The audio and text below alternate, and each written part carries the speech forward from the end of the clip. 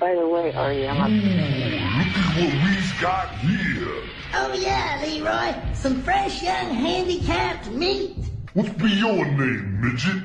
It's Eric, the actor. Eric the actor. Who'd you play, R2-D2? Nah, Leroy. He'd be one of them Ewoks. I didn't preview this. This is Eric the Midget in prison. Boy, it's really lame. Oh, yeah, I was... Okay, dude, what is that? I was going to tell you, Richard came and go, can you play it for me? I was like, I love it. Eric the Midget in prison for doing the hit and that voice that Sal puts on? He's not funny when he does that voice. Somebody inform him. I was going to say, don't even tell people it's Richard and Sal. Yeah. Who you be, Who you be? They're goofing on Eric, but the goose on them. It's like 1847 when they're doing it. I don't know.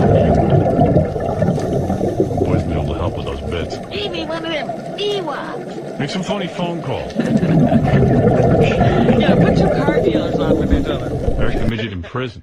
There's two of them. The music's good. Look at what we've got here. We's got here. Oh, forget it. And what are they doing in prison? What's that noise? Weird. Oh, that's Eric's wheelchair. Oh, I got that part. Really? That's a wheelchair? Yeah. His power chair. Sounds like a dustbuster. We've got here. Oh yeah, Leroy. Some fresh young handicapped meat. What's be your name, midget? Boy, sounds an angry black man. What's your what? What be's your name? What be's your name? Look at that black guy talks like that. What be's your name? Maybe slaves did. Uncle Remus. That's what Sal hears. That's what he hears. But why doesn't Sal try for a more realistic black impression? No, he's working this one. You know, or maybe even like get one of the guys, like one of those Wigger guys to do a voice, a prison voice. You know what I mean? Like a younger, more contemporary. Sal doesn't understand that. No, like That's that would be not funny. That's not funny to him. Yeah. Uncle Remus is funny. Remember how Paulie played an Italian? Like get a Wigger to play a guy in prison. Whatever. And he should be able to do that. He was doing the break dancing and all that. That's how he talks. Next show. Well, I love Eric on the show, but I'm done. We can't deal with it. I can't do it. You know what? I got to tell you something. I like Eric on the show, too, and I know he's controversial. But we just put so much energy into this IQ bit, and we had a whole list of people we wanted to IQ test, and it actually costs a lot of money to do it, and we don't have a huge budget. So, Howard, I totally get it. It's sad, though. He just adds so much. I know. Well, it's done. But he also says it's bad for his health, so... All right, I want him to be healthy. Can I say a comment to Robin, please? I've wanted to say this for years. Robin, you are just phenomenally beautiful. I love those big brown titties. Oh, jeez. Please, just talk about me. Thank you. I see Eric's already back on the phone, but I'm done. Eric, how am I going to end this with you? You can't keep calling back. We're done. Excuse me, trying to keep myself in a time frame of having to have the heart surgery done in 3 to 4 years instead of having it done tomorrow. Well, why are you on the phone? Isn't this stressful for you? Mm-hmm. Yeah, we should be done with each other. I don't want to be your stress. Hey, Howard. Yeah. Eric, I'm serious. Don't yell at me. I want to ask you a question. How come this is all an issue now, but when we first talked to you about setting this up, you never brought this up to us? I don't know. Good answer. You see, the problem, Eric, I'm going to explain it one last time. You said you wanted to be part of the IQ test. You know how it works. We don't give the people the information ahead of time. It's like American Idol. We all get on there and we go, okay, the person with the lowest IQ, the person with the highest IQ, and we all take bets. You know the score. You know how we do it. You know how we do the show. We explained it when we did it. And Eric, just listen to me. Will you let me speak? Because you don't get it. I don't get the harm in each person knowing their individual IQ score. Nobody asked you if you understood. Because, number one, I don't want the information getting out. Number two, I want to bet on it. I want to have fun with it. I want it's the idea of the surprise to even the person. The day of the event, I want to say to you, Eric, do you think you'd beat Scott DePace? Do you think? And you'll know already. It's not going to work for me. And this was the bit from the beginning. I never would have asked you to do it. I was the one that prompted you to do this by challenging Sal. Listen, Eric, you're absolutely right. I'm wrong. We're done with each other. Don't call in anymore. I don't want to speak to you. I've had it. We went to a... If you said to me now, hey, Howard, I get it. I'll wait my turn like everyone else. I'll hear my IQ announced on the air. Fine. We have no problem. But it's just too much aggravation, too much arguing, too much back and forth. It costs us a lot of money. And you know what? You're right. If your health is going to be disturbed by not knowing your IQ ahead of time, then by all means, go get your IQ and be done with us. Now, what's it going to be? I guess I'm going to get it and not... Good. All right. So go get your IQ. He's going to go get his IQ. Okay. So go get it and see it and have a nice life. And trust me, the day you hear that IQ, don't ever call here again because I'm never picking up. Just know it. You wasted our time. You knew the bit. And wasted our money. And you're the only person that we've done this bit now, and you're the only person that's a problem. Jeff the drunk's not a problem. When you're the retard's not a problem. You're the problem. You always have a problem. You can't just simply do it and not be a pain in the ass. High Pitch Eric wasn't a problem. Stress. We get stressed out dealing with you. High Pitch Eric took the test, and we don't hear from him since. You're the only one. Do you see a pattern? No. No. Oh. Okay, well, that's what I thought. And I was out of town the first time you did this. Very good. I did not hear how... We told you the rules. And we're looking at the part also where, forget that whether you heard it on the show, Jason explained it all to you in advance as well. Yeah. So stop lying to us that you didn't know. Yeah, stop that. That's ridiculous. Of course you knew. I'm not lying to you. All right, whatever. Anyway, Eric, great knowing you. Enjoy your life. I'm sure other people are going to do what we do for you. I'm sure that you're going to have lots of TV offers. I'm sure you're going to have all kinds of exciting things in the future. I'm sure other people are going to send you to the Bunny Ranch. I'm sure everyone's going to... you won't be sitting there looking at the wall. I'm sure everyone's going to introduce you to whatever that name of that girl is from American Idol. I'm sure all this will happen for you. I'm sure all your dreams will come true. Nice knowing you. In fact, someone did email me on Facebook, asked me if I'd call into a show that they work for. Good. Excellent. Go all right, ahead. so you're all set. O&A. Good. Go on. All set. Asses. Go ahead. Go ahead. I wish you well. Let them deal with you. Right. They're much better at dealing with you than I am. Because I've had it. I'm frustrated. I don't know what else to do. Does he think it's us and that other people will learn to live with him? You think we're the nutty people, Eric, and you're normal? Believe me, nobody else would have put up with you for this long. I don't feel I'm at all difficult. I know you don't. I know you don't. Okay. Eric, bye. No hard feelings, and thank you for calling in all these years, and we're done. I'll somehow survive without you. Thank you. Enjoy your life. Yeah, I wish you a long, healthy life. Can't you say goodbye? Bye for good. Bye for good. I mean, what is the problem with waiting your turn to get the IQ test? I mean, what is the problem? It stresses him out. Yeah. It wouldn't have been a problem if the doctor didn't say in the first... Who cares what the doctor said? I told you the doctor was wrong. We're not giving you the result ahead of time. That doesn't make the show work. It's a waste of my money and time. Why can't you get that through your head? I got it. This is a waste of time. I thought he said goodbye for good. What are we still talking? Why didn't you hang up? And believe me, even if he said now he agrees, 2 days later he'd be back again going, I don't agree to this. It's ridiculous. You don't know that. I do know you. I know you like I know you so well. Johnny tells me about you.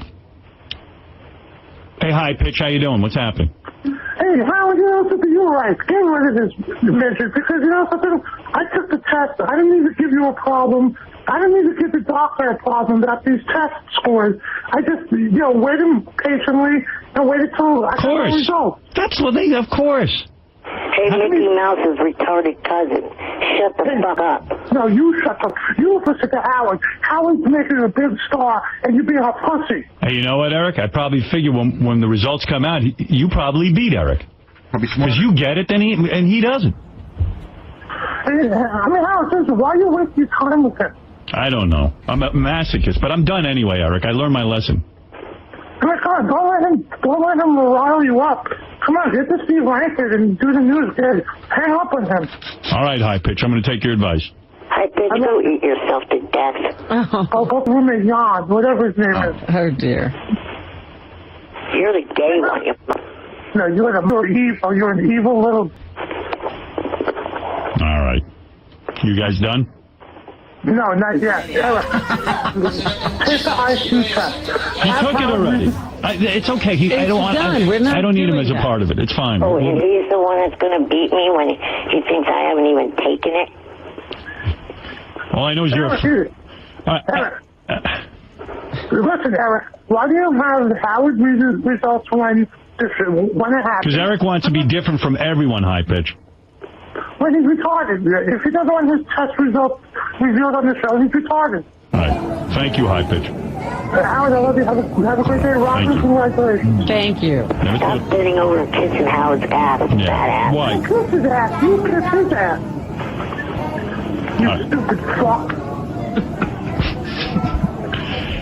If you don't want the IQ test results revealed, hang up the fucking phone. Don't waste Howard's time. Yeah, why are you bothering me? High Pitch is making a lot of sense today. Yeah, you don't want to be a part of anything we do. You don't like us. Why are you on the phone? I mean, how would Gary treat you like gold and give him a hard time? Oh, yeah, calling me shrimp on air is treating me like gold. Like that eight-face fuckhead did last week. Call me eight-face. I got to fight back. Howard, I mean, come on, Eric, since you've been on the show, Howard Gary's been so nice to you, and you can't do that. It's all right, Eric. High Pitch, thank you. All right, bye. Bye. Okay, Eric, nice knowing you. Bye.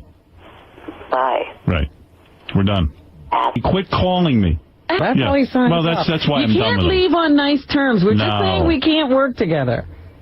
He can't be nice. There's nothing human about him. And he always wants special treatment. Arrogant prick. You're the one that's arrogant. He just hung up. Yeah, I'm arrogant. Yeah, Matt, go ahead. You're on the air. Yeah, hey, Howard. I think you're handling this just right, Matt. Like, Eric is really not thankful, and that's the only endearing thing about him, really. Right. Is the fact that he'll never say thank you and that he'll never appreciate anything. Can I ask you to extend this ban, though, to Johnny Fratto as well? Like, I hope Johnny, I don't have a problem with paying you some money behind the scenes to get on the air over the years. You know what I'm saying? I like Johnny, but whatever. Anyway, well, I'm done with Eric. I just think he can't do the IQ test because he's going on gay holiday pretty soon. You know what I'm saying?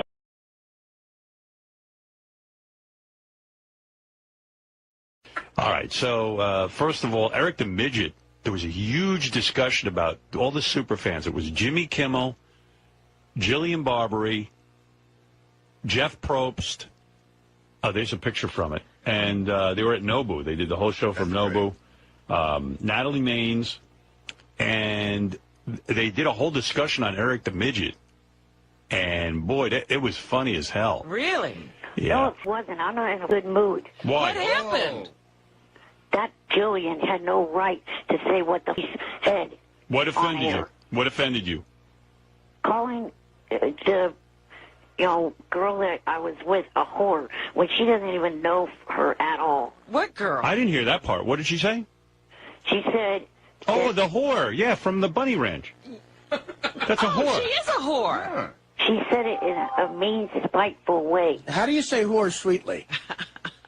Oh, you mean that offended? I thought you were talking about when Jimmy Kimmel and Natalie were talking about how Eric got laid. Uh-huh. And Jimmy was talking about, Natalie goes, do you ever visualize what it's like when Eric would be having sex? You put that picture in your head yet? And Jimmy goes, of course. He goes, I picture it like a deflated soccer ball. Well, here, wait, I'll play it. I picture him on top of a girl going, I'm in you. I see Natalie's career deflating. Oh, well, here's... He's on fire. Here's a clip. How was it seeing Ralph? Have you and Ralph... Wait, that's not the clip. Hold on. I'll find it. Maybe I could find it. Sounds like Eric did the sound for Maybe this is it. How excited were you to hear about Eric the Midget losing his virginity? Oh, it was almost as if I'd lost my virginity over again. I was so excited for him. I'm not positive that I believe it completely, but because Eric does have a tendency to make things up, but he was at a whorehouse, so it's not out of the realm of possibility. And he certainly had a lot of details. I would love that. Oh boy, that's the shape I would like. Totally. Have you? I've visualized it in my head. Have you? Oh, of course. And that's so wrong. It's like, I would think it's like a damaged volleyball or something, Where I was going to say it's kind of like those beach balls that they bounce around at a concert or a festival. Like, don't you just see them sort of passing them around? And just real... and the nozzle comes out, and then suddenly... And I was wondering also, do you guys know what's going on with the Eric the Midget real doll? They say you're like a beach ball you pass around at the beach. I thought you got pissed at that. That was another comment that pissed me off, too. Yeah. All right. Yeah, you took a beating. Did you hear when they called you off? Yeah, and then some of the people, I forget who was who, but some of the people think you're a waste of time, and Jillian doesn't even want to hear you on the air. Ooh. Jillian goes, I don't want to ever hear that. Jillian was like, I don't even get the whole Eric the Midget thing. Like, really? Why? She goes, when he comes on, I turn off the radio. Oh, Eric was getting slammed by Jillian. Wow. Because Jillian's such a fan. Yeah, but she said the one thing she hates is Eric the Midget. Wow. Anyway, so Eric the Midget took a pretty good pounding on that show, too. Hey, Eric, I couldn't talk to you before. What is it you want to say? I guess you have a rebuttal. Well, I don't know what the hell her problem is. I never had anything for her to begin with, and she just starts off on me. Now it's on my chest big time. Who are you upset with, Jillian Barbary? Jillian, and then, of course, your fat, chubby-ass, unfunny little friend, Jimmy Kimmel. What did he do? Calling me a deflated beach ball or whatever he called me. He said that you having, Eric announced that he lost his virginity over at the Bunny Ranch, and Jimmy and Natalie. And by the way, Jimmy, FYI, it was all true, you stupid sack of shit. He also implied that he didn't know how true it was. Yeah, well, Eric, in fact, Eric in 2 weeks, I think, is coming in here with his 2 hookers that he had. That's what I heard. Is that true, Eric? Yes, it is. Yes. You're going to be in our studios? Eric's flying in. If you want, bring Ed Torian in. Okay, we will. Then we'll settle it. Lie detector? Yep, he'll take a lie detector. Did you ever call Eric the Midget? Johnny has nothing else to do with it either.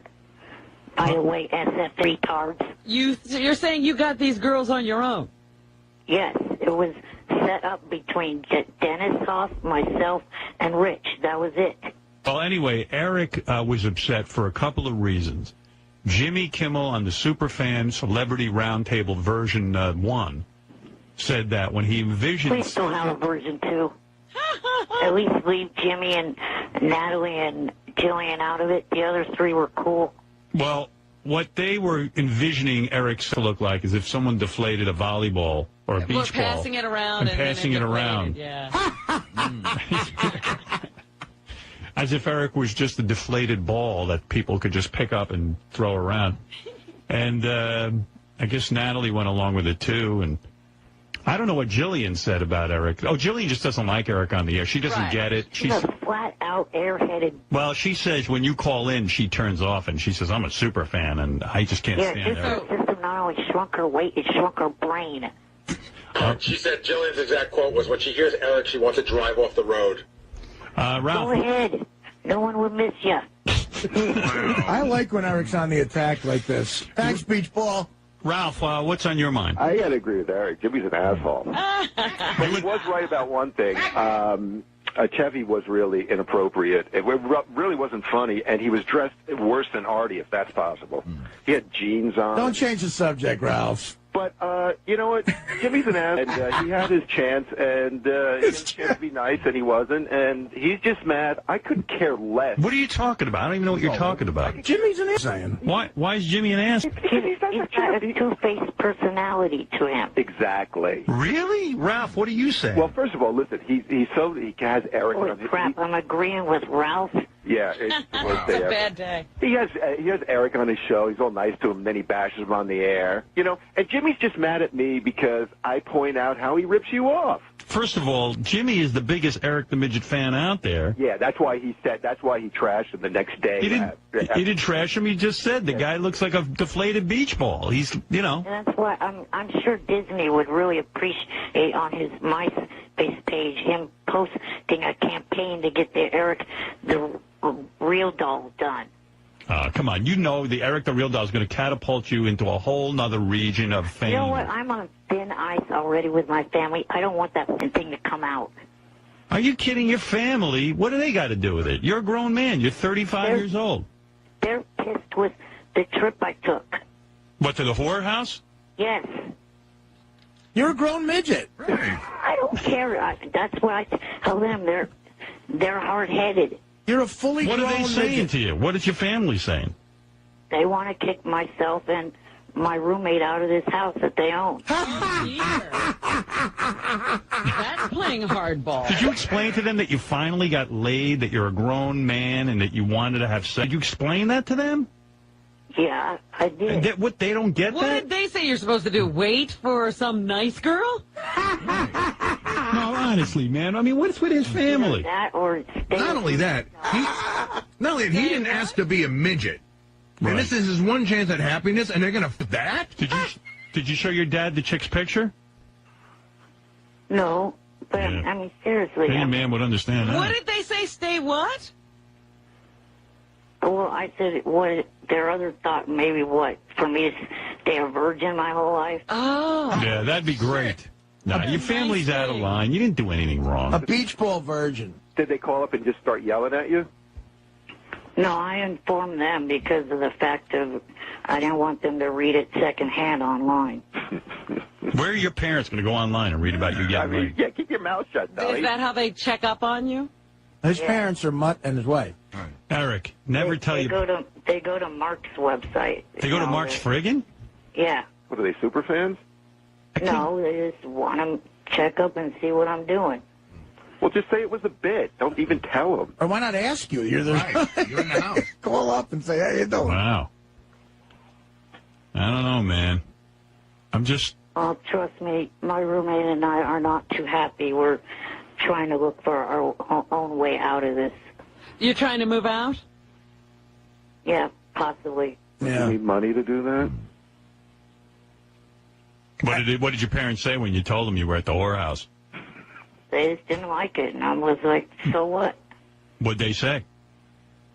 They just think that I'm starting to become an embarrassment to the family. Starting. You've always been an embarrassment to that family. Oh, shut up, big nose. You're a filthy mouthed, evil midget. We're trying to help you here, and you're bad-mouthing us. We're on your side, man. Eric was stellar before. What is it, Gary? Shockingly, for the first time in ages, I actually feel sorry for Eric on a couple levels. First of all, not me. The guys, listen. His family's got to understand that it's very difficult for him to meet women, right? And they got to understand that the guy, no matter what height and shape and everything, that a guy's got needs. Yeah, he's fine. And the other thing is, he's like a man-child because he's very independent, except he can't. He's totally tied to them. And I met his roommate. His roommate ain't no young Warren Beatty either. He's not going to get anywhere being that wingman. Eric, would your parents ever really put you out on the street? I certainly hope not. They would. Yeah, They actually, can't. they wouldn't. Just do whatever Don't even threaten it, though. You want to know what, though, Eric? Your parents ain't going to throw you out. Take a look at you. There's no way they'd be heartless like that. Everything. Do drugs. Get drunk. Fuck black chicks. Oh, is that What is that? At the bottom? What are you talking about? If he starts drinking, Sal said, we know what it can lead to. You know what? There's something wrong with you. You're going out handing out hundreds, and you're off the wall. I'm up money! Hey, speaking of that, Artie, could you hand Jason my 300 so I can get that from him this week? Sorry, Jimmy Kimmel told me not to. You know, Eric, if your parents kick you out, you could live in Sam Simon's doghouse. Let me tell you, that's really nice. You can live in that retreat up there, Valley. Right. Hey, Eric, well, I hope that works out, man, but I'll tell you what. You know, I don't think anybody's throwing you out. Although you'd make a mint as a panhandler. Now, you could always but you make know money. what? Eric wanted to go back to the ranch. He had an open invitation. So now what does he do? It doesn't matter what they say. I am going back. You are. Of course he is. He got a scent of it. Midget. He got a whiff of When are you going back? Well, I've been invited back for Dennis's birthday. When is that? I think it's the weekend of the 8th. Mom! November 8th? Yeah, they're not completely sure because certain people, you know, it kind of hinges on who can show up and who can't. I bet the girls can't wait to see you again. Can you send a camera, Howard? Yeah, we got to get Now, it. a lot of them definitely enjoyed having me up there. I bet. Oh, God, they must love crack. Don't get nutty, Eric. I mean, really. Have you told your parents you're going back? No, Oh, you gonna? not yet. Mark Svriggin's going to tell him today. Oh, yeah. Are you going to tell them? Yeah. Uh-oh. That's going to be a comfortable conversation. Hey, Howard, I always forget. Eric, how old are you again? 31. 33. Oh, 31. It's going to suck when you're on cam with a dumpster in the background. Robin. I said 33. Okay. Oh, I thought I heard you say 31. I thought you were 35. I thought it was 31. Who gives a shit? He's not 3 years old. It's fascinating. Eric, I'm sorry, but I do have to make the Eric Real doll. They even voted on Superfan Roundtable. Everybody wanted the Eric Real doll? We're going to f*** out of it. Right. Oh, it's going to be great. Yeah, you're going to be getting a lot of sex. I can't wait. Yeah, but it's only a doll. Don't get all uptight. It's actually only half a doll. Yeah, it's only a doll that looks like you that we're going to fight. Hey, what if I get that guy from Mark Svrigin to say that Eric's going to the library? Instead of saying, like in code, instead of saying to a whorehouse, say he's going to the library today. Eric really likes the library a lot. He's going to be visiting often. You want me to make a plea for that, Eric? Sure, that will work. Okay. Hey, Mark from Mark Svrigin, cut a break. He's getting a lot of shit from his family. If you could just write library, we'll all know it's whorehouse. Right. Who knew that the family was checking out Mark Svrigin to figure out what Eric is up to? Yeah, say he's going to the library to whore. And I want, even those animals on SFN who hate my guts, I wanted to say, give Eric a break and just write library. But they're not going to listen to you now. Who's going to believe that? He went to the library. Exactly, You his think family. his parents aren't going to know the code? No, they don't know anything. Tell him he went to an A's game. Oh, wait, it's October. The A's don't play in October. No, but for the whores who go like, Yeah, the Yankees aren't playing either. Eric, 26 rings. Fat ass. Eric, 9 rings, so we're right behind you. Yeah, right. Eric finished 5 books this weekend. Instead of girls, you say books. Girls are books and library is whorehouse. Yeah, the A's are right behind the Yankees, like you're right behind Larry Bird in height, you dick face. Last week, Eric would have said he read 2 books. Right. Right. And they charged him. And then the book vomited.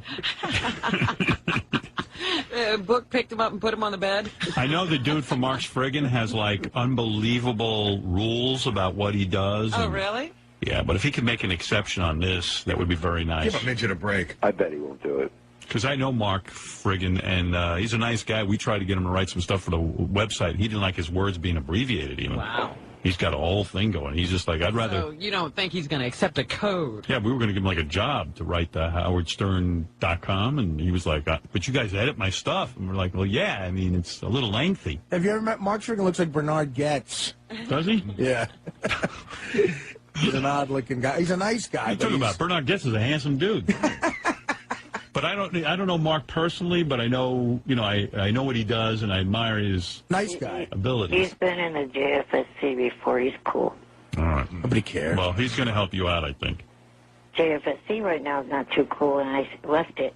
You're gone with You're it? separating? For a while. What happened? Did they put in a height requirement? No, come on. What happened? 2 of the mods are being a little over jealous or something. They booted out one of the Bunny Ranch girls and banned her, and then kicked out Rich earlier, too.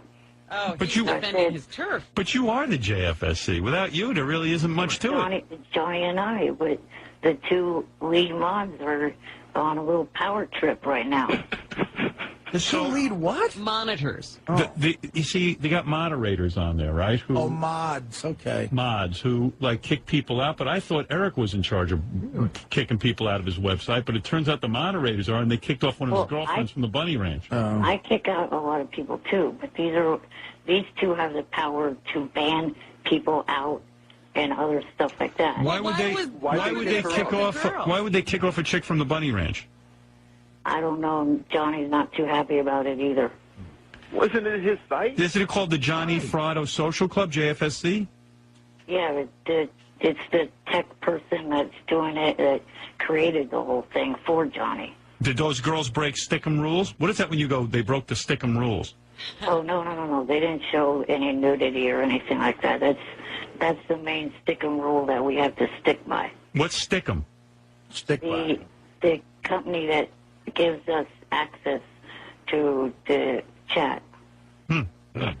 It's the whole world that I'm sucked into. You see, I know that Jillian tuned out 10 minutes ago, but I got to tell you, I'm fascinated. This guy's on a website. It's JFSC. It's named after Johnny. Johnny and Eric leave. Eric's got the only show on there. I don't know if Johnny particularly left, but he definitely wasn't happy when I was talking to him about what they were doing. All right. Well, at least girls know that if they sleep with Eric, he will defend their honor to the death. Yeah, ladies, get ready to spread those legs. Eric's going to be out there again on November 8th. He's going to be out there to fart. Yeah, he'll even be homeless. You can hear the girls running out now. They're ready to... Like the Munster Mobile. Yeah. Like, you go over to that Bunny Ranch and, like, all of a sudden you hear the cars. All the girls are taking vacation. I wanted to fish chick, but she told me she has AIDS. Run! None of them have that there. They're all clean. Right, they'd be lying to you. Artie's saying they're lying not to get out of having sex. They are all clean. Yeah. Oh. All right. All right, Eric. Well, I wish you luck with all your controversies, including your family, including your feud now with Jillian Barberie, Natalie Maines, and Jimmy Kimmel. Does your gutter have Wi-Fi? Because you're going to be in it soon. Can you get that on the street? The other three celebrities were real cool. I definitely don't have any problems with them. All right, Eric. Thank you. All right, Ralph. Thank you. Thank you. Bye for now. Bye for now. Oh, Ralph, shut up.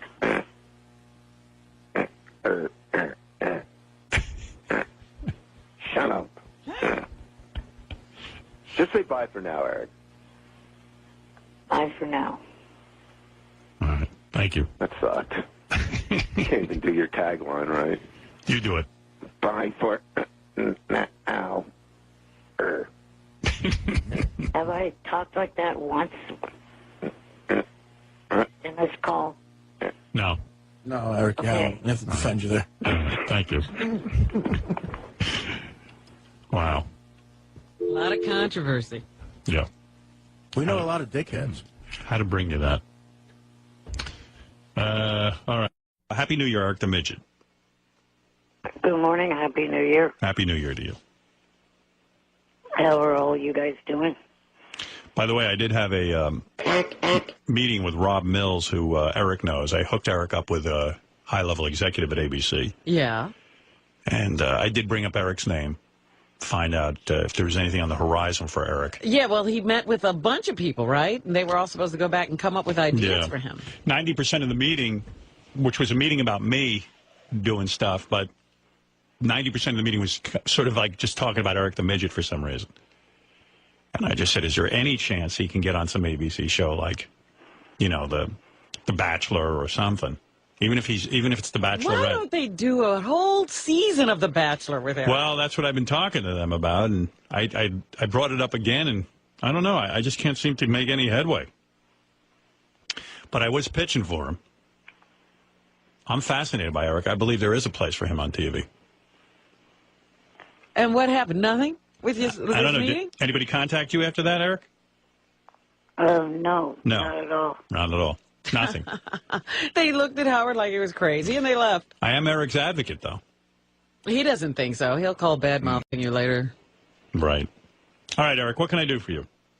Well, I was calling to ask if any of you guys will be watching TNA on Spike TV tonight, TNA Impact. No. I wasn't planning on it, but to be honest with you, I would, because I was watching, like over the vacation, I was watching some sort of, is that wrestling or is that the Ultimate Fighting? Ultimate the Fighting. Company that has Kurt Angle in it. Oh, it's And wrestling. Jeremy Borash.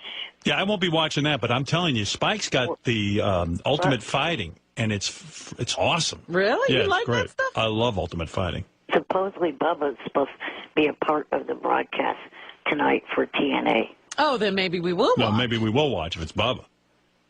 All right, thank you, Eric. Okay, I had enough. He's going on and on with that TNA. I don't care why about not just it. say, are we going to watch Bubba on it? Now he's going to call 10 times because I hung up on him. That's enough.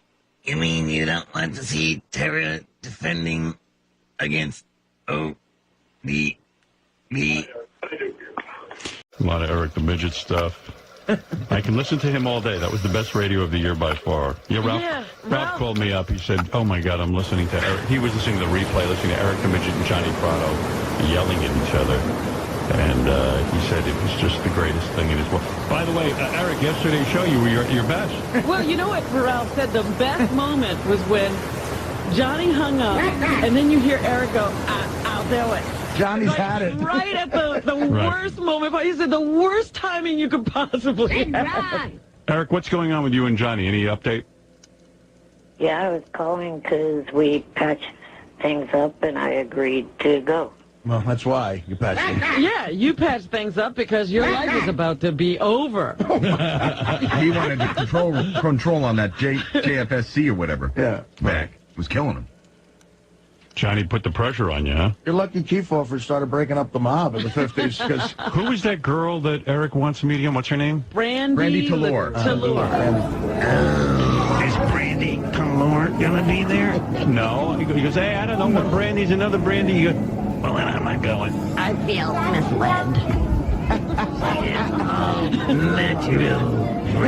I'd love to see a Broadway play where, like, we get an actor play Eric the Midget and an actor play Johnny the Fratto, and they just turn that into a play. Yeah. The two of them talking about it. I feel misled. Eric, there are 8 Brandys coming. I'm sure one of them will be her. A guy 2 feet tall in a wheelchair. He's worried about which Brandy's going to show up. It's the greatest irony in the world. Stern, shut up. I'm not 2 foot tall. All right, 3 foot tall. he's within 5 feet. Right. How tall are you again? I forget. I want to get it right. 3'6". All right. Guy 3'6". Sitting and worrying about which Brandy. Brandy Latour. And what's Great. going to happen when she sees you? That's what. She'll throw up. You're going to want to blow him? She's going to throw up. Well, that's what happens when broads see me. Look at Eric. What turns you off? My blotches? Or my insanely dark eyebrows? My personality? Well, Eric, I'm glad you and Johnny patched things up. Thank you. All right, that's good. And when are you going to be out in Vegas? It'll be the 30th and the 31st. Oh, you're going to miss Artie's party. Good. To see the details about it, go to strippersandhustlers.com. Take care. We'll see you. Strippers and Hustlers Ball. Good job, buddy. What? Strippers and Hustlers what? Ball.com. See you later. All right. All right, Eric, good work. Which Thank one you. are you, a stripper or a hustler? Hustler. I'm He's a cherub. I'll be judging a contest that they've got. All right, Eric. Very good. You feel better now that you're patched up with Johnny? It must have been very painful for you. Yeah, I feel better about it. Yeah, I thought so. He was on fire yesterday. Remember after Johnny hung, you're like, get him back! Yeah. Get him back! You're on fire. I don't want to be around you when you're angry, boy. You're Boy, really... if he was more than 3'6". Oh, boy. If he was double that, forget it. Oh, forget it. You wouldn't want to be there when he lost it. Oh, no. All right, Eric. Have a good day. Thank you. Thank you. All right, that's Eric the Midget. I mean, Eric the actor. And now Eric the judge. The judge. Eric the judge. Who's Eric the judge anybody? Well, he's going to be judge. That's my new favorite sound. Where do I begin? Eric the Midget, you're on the air. Go ahead real quick. This is your second call today. Okay. I just wanted to ask George, a couple weeks ago, I saw a segment on the Tonight Show where Masioka was being interviewed, and he did a non-impression of George Takei, and just wondering if he caught that at all. I didn't catch that, but I have heard him doing me, and he's got such a witty thing. He was using my voice to praise himself. He said he was doing an interview for some TV... Who's this again? Masioka, who plays my son. Oh. He was saying, well, I think that Masioka is one of the most inventive, most inspired actors that I've ever worked with. All right, Eric, is that a good answer to your boring question? Yeah, I was just wondering if he caught that at all. George, I did not catch it. You did not catch it. All right, Eric, we'll see you, man. All right. We're tired of being bored to death. Thank you. All right. Eric with another searing question for George. It's one of my favorites. Well, there you go. Eric the Midget off the show, holding a press conference announcing that he is done for good. All right, he's done. Yeah. Good afternoon. Hi, Eric. It's Will. Hey, Will. Do you have a minute now? You think you could talk to her? Sure. All right, I just got to get her three-way. I just got to call her management real quick, all right? Hold on 1 second. Hi, Dave? Yeah, is Carrie available now to talk to Eric? Oh, okay. Hold on 1 second. Eric, can you hear me? Yes. All right, I'm going to get Carrie on the line right now. Hello? Carrie Underwood. Yes. Hello. How are you? I'm great. How are you? Is this Eric? Yes. Hi, it's Carrie. What's happening? Oh, not much. I sent you the roses to the East Rutherford, New Jersey arena. Yes. I got them yesterday. Thank you so much for that. That was really, really sweet of you. You're welcome. Can I ask you a question? Sure. Do you like dancing? It's not that easy being in a wheelchair. Listen, I know you're small, but can I ask you something? Okay. Are you small in the pants, too? I don't know. Your voice is so... I'm getting a little moist here. Can you moan for me? Let me ask you another question. Are you at least, say, 3 inches? I'm pretty sure I'm bigger than that. But, when I met you in Sacramento, it looked like you had a boner when you met me. Did you? I don't think I did. Really? Have you, ever been stepped on in a large crowd? No. Have you ever been mistaken for a leprechaun? No. What else do you like about me? Oh, you got a really pretty voice. Can you start rubbing yourself, Eric? What? Hey, midget. You fall. The show's in Uniondale tonight, huh? Eric, take off your diaper and jab me with that shrinky ding. I don't wear a diaper. Oh. Are you up for going on a date? Yeah, definitely. Yeah, but would you find me? Probably not on the first date. But... Do me a favor. Repeat after me. Deplane. Why? Because it turns me on. Deplane. Say it. Deplane. Oh, faster, baby. Come on. Plane. Faster? Deplane. Hey, Eric? Yeah? Do me a favor. Rub your Smurf cock on the phone real quick. Why? Because I want you to. Just take it out of your pants and rub it against the phone. Take it out of my pants and what? Rub it against the phone.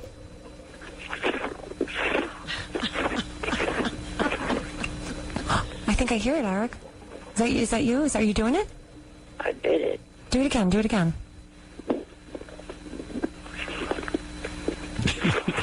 Carrie Underwood's a freak. Harder and faster. I just put it back in my pants. Take it back out. How could we have not played this call in a long time? Does the phone smell like dwarf cock? Huh? Don't you guys have sound check in 25 or... Did you make a mess in your underoos yet, Eric? I wear regular underwear. Oh, okay. Talk dirty to me, please. Say you want to me. I want to have sex. And faster. Come on. I want to... Faster. Come on. I want to... Well, look. I have to do an air check. I'll have my manager team call you later. Okay. Bye-bye. Bye. Oh, my God. That is so crazy. It's from back in the K-Rock days when we had to bleep every other word, Right. so I thought I'd resurrect that. Yeah, That's we why. should play that every day. Yeah, well, a lot of these calls are better now because you don't have to bleep them. Eric the Midget, go ahead, and then Jeff Probst from Survivor. Hello. Eric the Midget. How are you, Howard? I'm fine. It's been a while since I've been on this show. Is this the guy who likes the American Idol? The kid is in his room. He has posters of Kelly and Justin Guarini. Yeah. Oh, no, not Justin. Eric, it's so hard to hear you when you call in. I don't know if it's a problem because of your illnesses or... Let me switch phones. Yeah, it's just really difficult, and really I do have other guests. Better? Yeah, a lot better. That was a cordless. What can I do for you? Well, lately I've been hearing people that my friends talk to saying that they are wondering why I hadn't been on the show for a while. Oh, so you're just showing up to show that you can be on the show? Well, that plus the fact that the recall is going on in the state, and I... All right, listen. The reason you're not on is that you have to have something to say. Yeah. Right, Ozzy? Yeah, Ozzy wouldn't call like this. Right. Eric, I got to move along.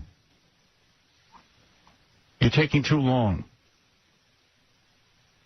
Hello? I also emailed you the other day. I don't know if you got the email. Oh, boy. Eric, you're not listening. Cooley, what's up? What's up, Towers? Cooley, get this guy off the air. He's off. Can he find something else to do? Yeah, all right. Eric, I got to go. You know what I mean, Howard? Yeah, all right, Cooley. Hey, Howard, I got to say one thing. You did a great job, man. I'm not going to forget everything when it went on and where you were and everything. Thank you. You're an amazing man. Thank you, Cooley. Eric, I got to move along. I had so much to do. If you have something specific you need me to help you with, go ahead. Well, I wanted to get something to the candidates. I wanted to ask them what a couple of things about their policies and stuff. So why are you calling us? Why don't you call their office? I don't know what the candidates are doing over there in California. Well, in fact, the reason why I called you, you're a nationally broadcasted radio show. Yeah. So. All right. Listen, Eric, I don't even care. I'm going to support Arnold Schwarzenegger, and you know why? I'll show you how shallow I am. I don't know one thing Arnold stands for, but I know he always did my show. Right.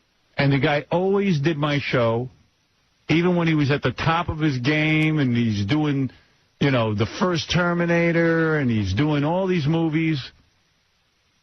And he comes in like a man, and he sits down, and he gives me an interview. And there's a lot of A-list celebrities who won't do that, but he did it. Right. So he's our guy.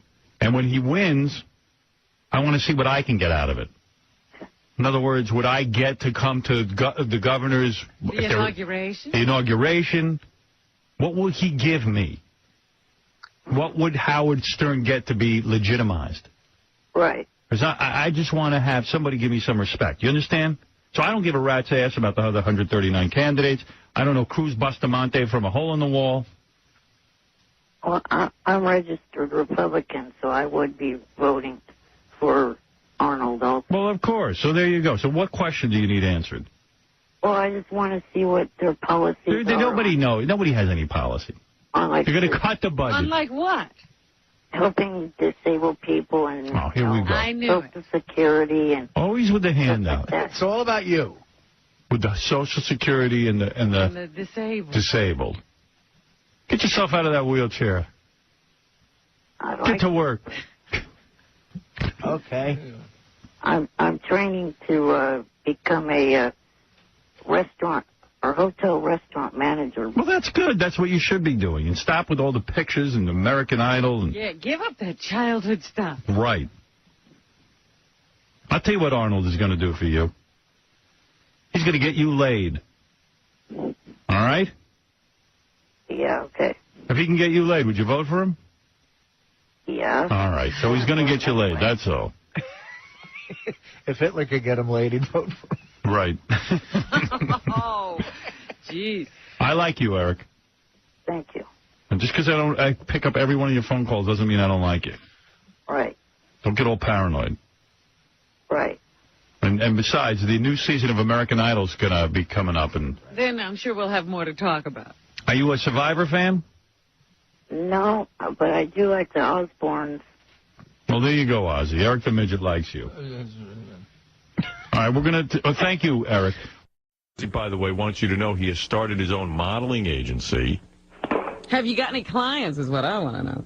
He's going to strip clubs trying to find the hottest girl, and he's going to Concentrate only on sign her to a 7-year contract, and she will live in his house or live very close by for 5 years. Do you really think that it's a good business plan to rely on one model? Well, Eric, I think the plan is to start with one and then expand. Is that correct?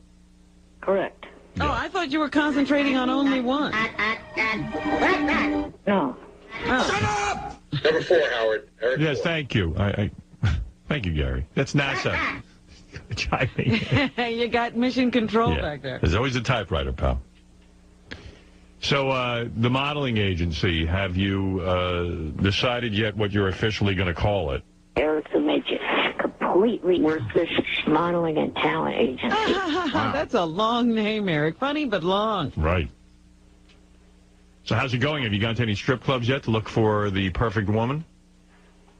No, I have not started that yet.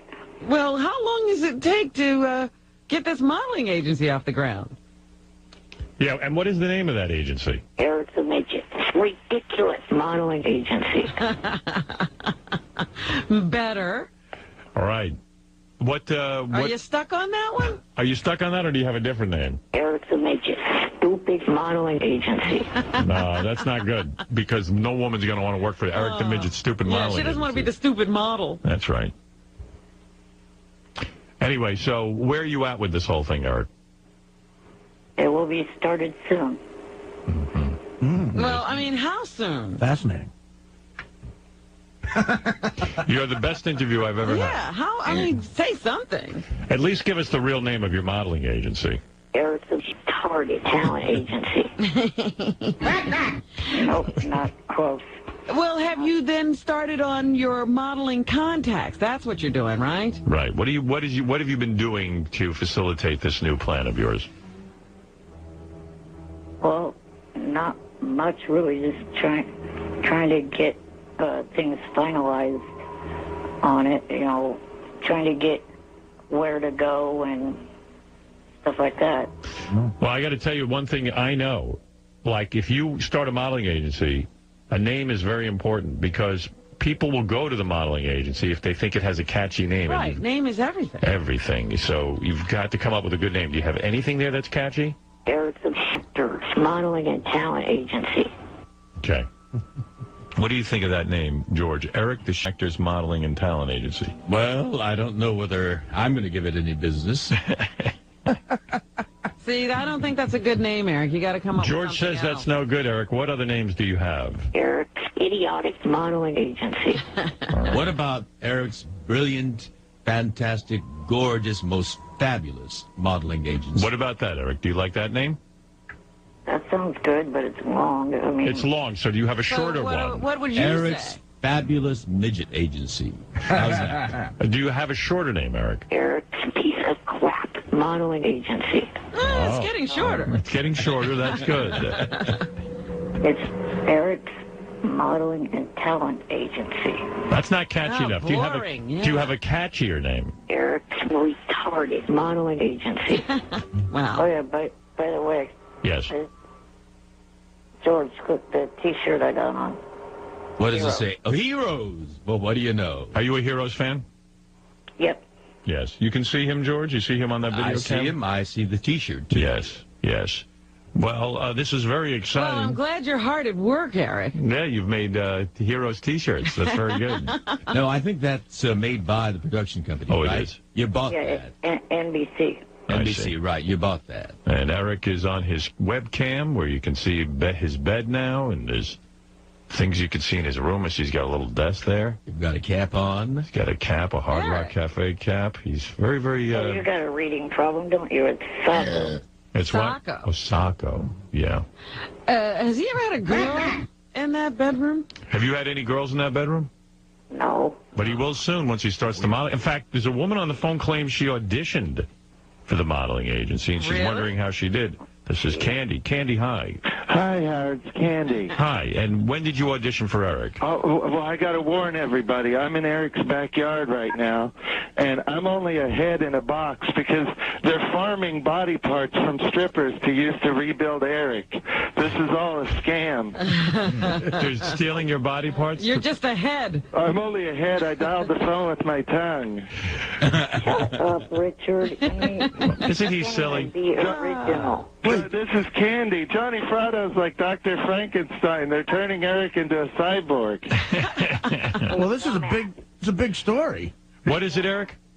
The day that I called in to talk to you guys about going to the strip club, you called in using the same name, retard. There's lots of Candies out there. Is this really a stripper named Candy? Yes. All right, I believe you. This is Candy Melons. That was Candy Vagina before. Candy Vagina? You know Candy Vagina. I'm best friends with her. When Eric, when you met Candy, what name did you tell her your modeling agency had? Eric's Shitty Modeling and Talent Agency. See, he lured me right in. You fell for that. I did. It was the catchy name, Eric's Modeling Agency? It sounded legitimate.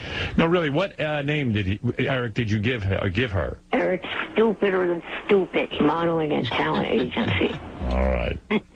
I got to warn all you strippers out there, he's up to evil. I tell you, this midget's evil. You're telling all strippers stay away? Yeah, stay away if you want your limbs. Thank you, Candy. Only a head left. All right. Eric, are you farming body parts? Is that what true? This is all about? Bye, you retarded hick. Who? This is Candy. I'm from California. Yeah, who's Richard? Yeah, I'm the city girl. All right. Thank you, Candy. Bye. I believe her. Eric, are you growing a mustache? Is that what I see? Yeah, and goatee. Oh, really? Is that for the modeling agency? That's modeling agency, Eric. Well, very good, Eric. Thank you for the update, and I wish you luck. And please call us when you go to your first strip club. I've got to move along. Wait a minute. Thank you. I wanted to say to... See you later. You can't say to goodbye. George, yes. When you go to the set of the Secret Talents of the Stars, say hi to both Ric Flair and Bridget for me. Ric Flair and Bridget. Write that down, George. Got that down. All right. Bye. Bye. Bye, Sweet Eric. That's a good name for your agency.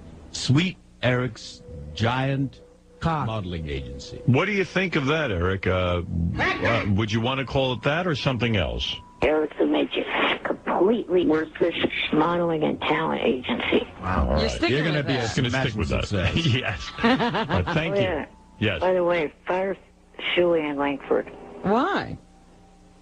Because they are ridiculously pathetic. Why? Shuey got in a 2-hour text and voicemail argument with me yesterday because I blew what he thought he had his story. All right, listen, I got to go because I have so much to do. We have Gary that's Palooza. a war we can't get into. Wait, what happened? You blew his friend? What happened? Wow. No, he thought he had his story.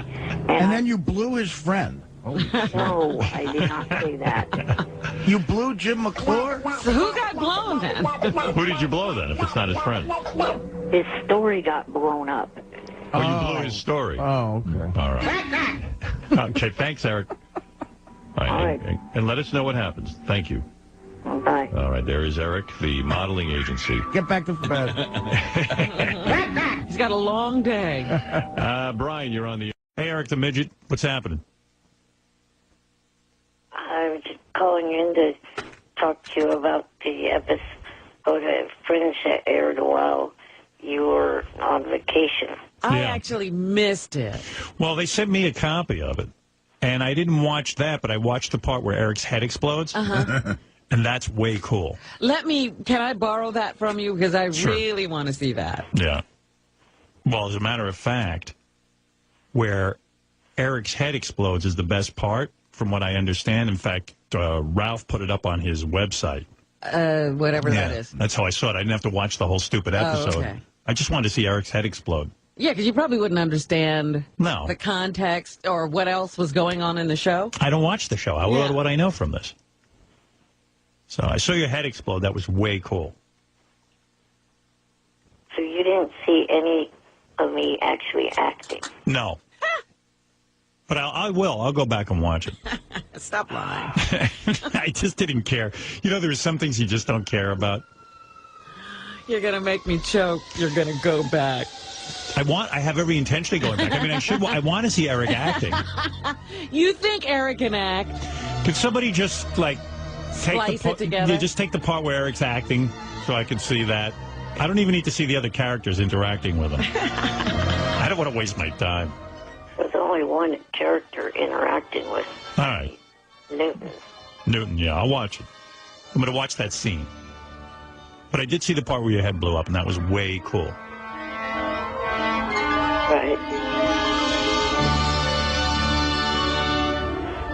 Right. I have been getting a lot of positive feedback on my Facebook page about the episode and, about me doing a good job on the episode.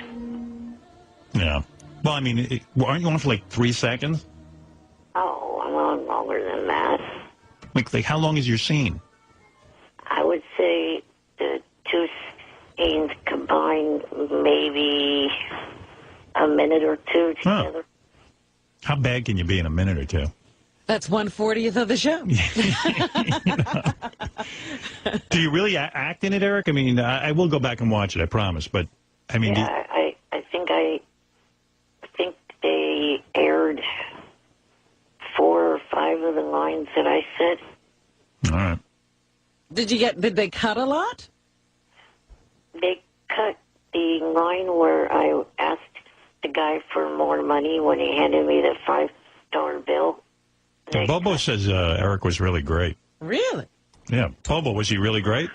Yeah, it was really good, Howard. I tell you, it was a perfect fit for Eric. It was well worth waiting for the scene. I mean, the special effects were amazing.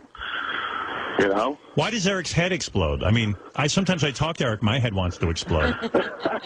Why does his head explode? Because there's some box involved, right? Right, there's a box involved. But how does it seems that the explosion is coming from inside his head. It looks like that, right? Yeah, but is it the box exploding or is it Eric's head exploding? But let me explain. Now that the episode's aired, I can say what happened. All right. The box emits a frequency, and the frequency causes my head to explode. Oh. It attacks my nervous system through the ears and causes my head to explode. Okay. And Joshua Jackson... Gary, get me one of those boxes that causes people's heads to explode. You think they really exist? If they do, I want one. His character, so he wasn't affected, had to have someone shoot a gun next to his head to make his ears where they couldn't hear any sound for a few minutes. Oh, earplugs wouldn't have worked. Well, I know, according to Johnny Fratto, the real hero of the Eric the Midget story is Johnny, who had to go through hell to get Eric on Fringe. Right, Johnny? That's right, Howard. I'm glad to hear this because I don't think he was going to give me any play because I want you to know that I am the one who suffered. And then when he gets back, he has the audacity to say, geez, I wish I could have stayed longer. I really had a good time doing that.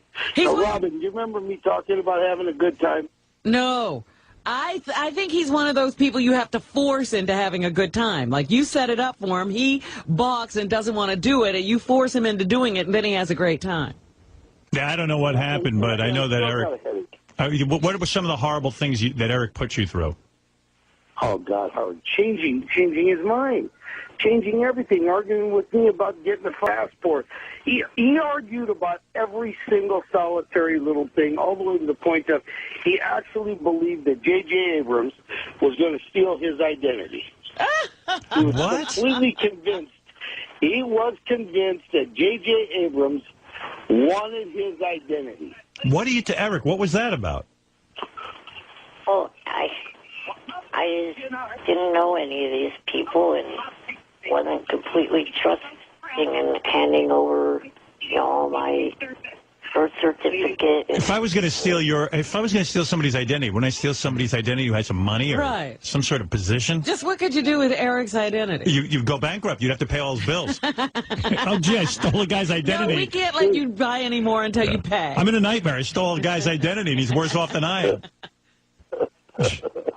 Yeah, poor Johnny. Well, Eric, I think this should teach you a lesson, Eric, that, sometimes you got to be into what you're doing. Look how happy you are now that the episode was great and it aired. Oh, Howard, when he called me when he got done, he was ecstatic. He said, I wish I could have stayed 4 more days. Yeah, but meanwhile, he put you through... I wish I could have got a ticket to come up there to fuck you out. After all this shit.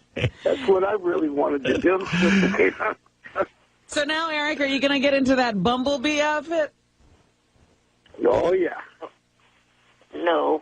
Oh, yeah. Oh, yeah.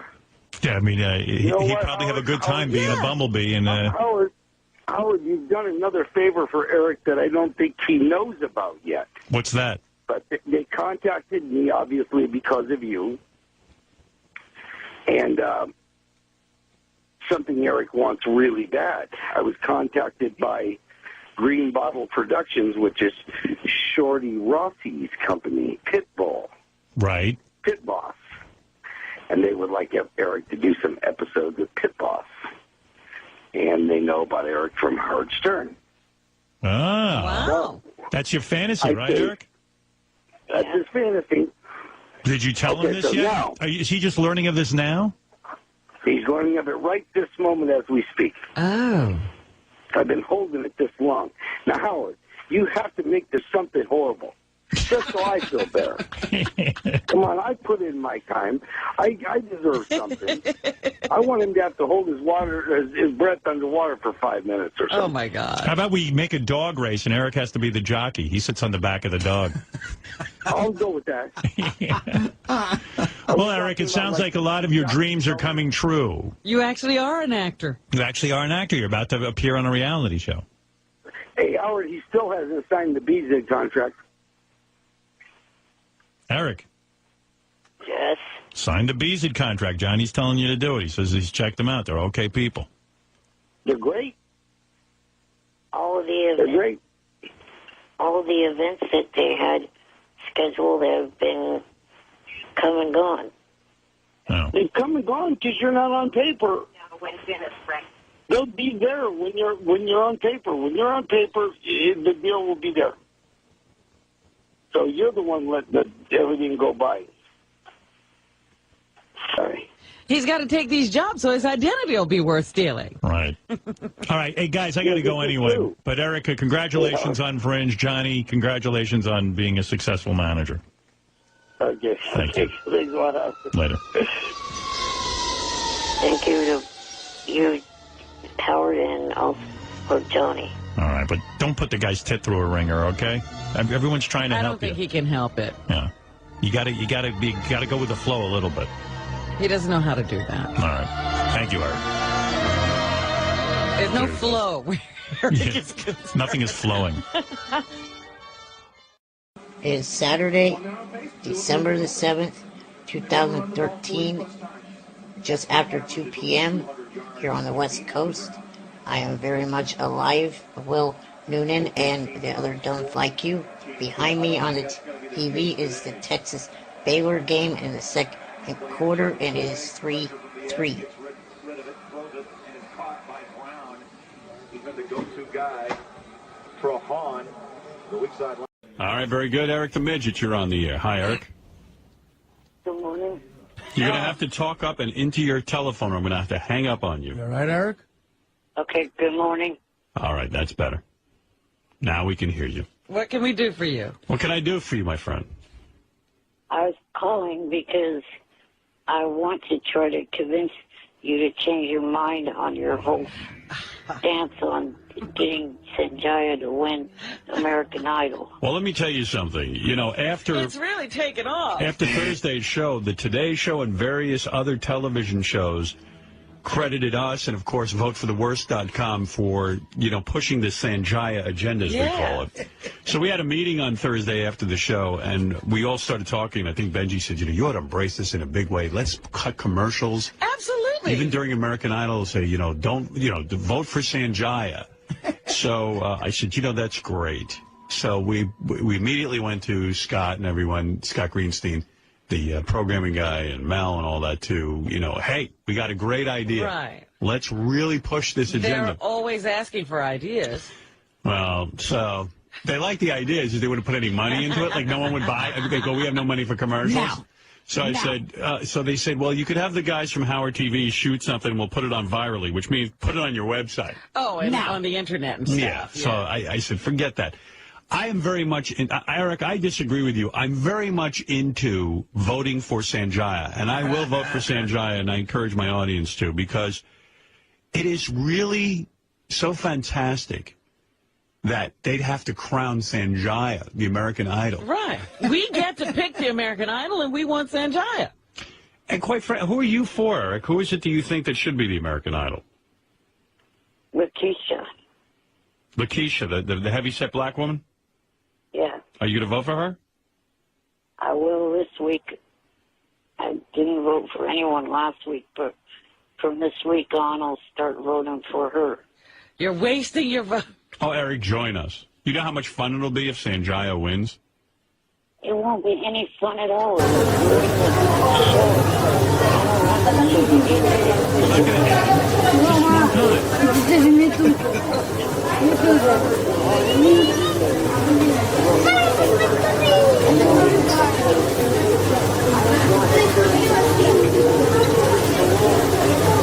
I think Eric's prejudiced against black people because, like, he wouldn't vote for Fantasia. He really didn't even vote for Lakeisha.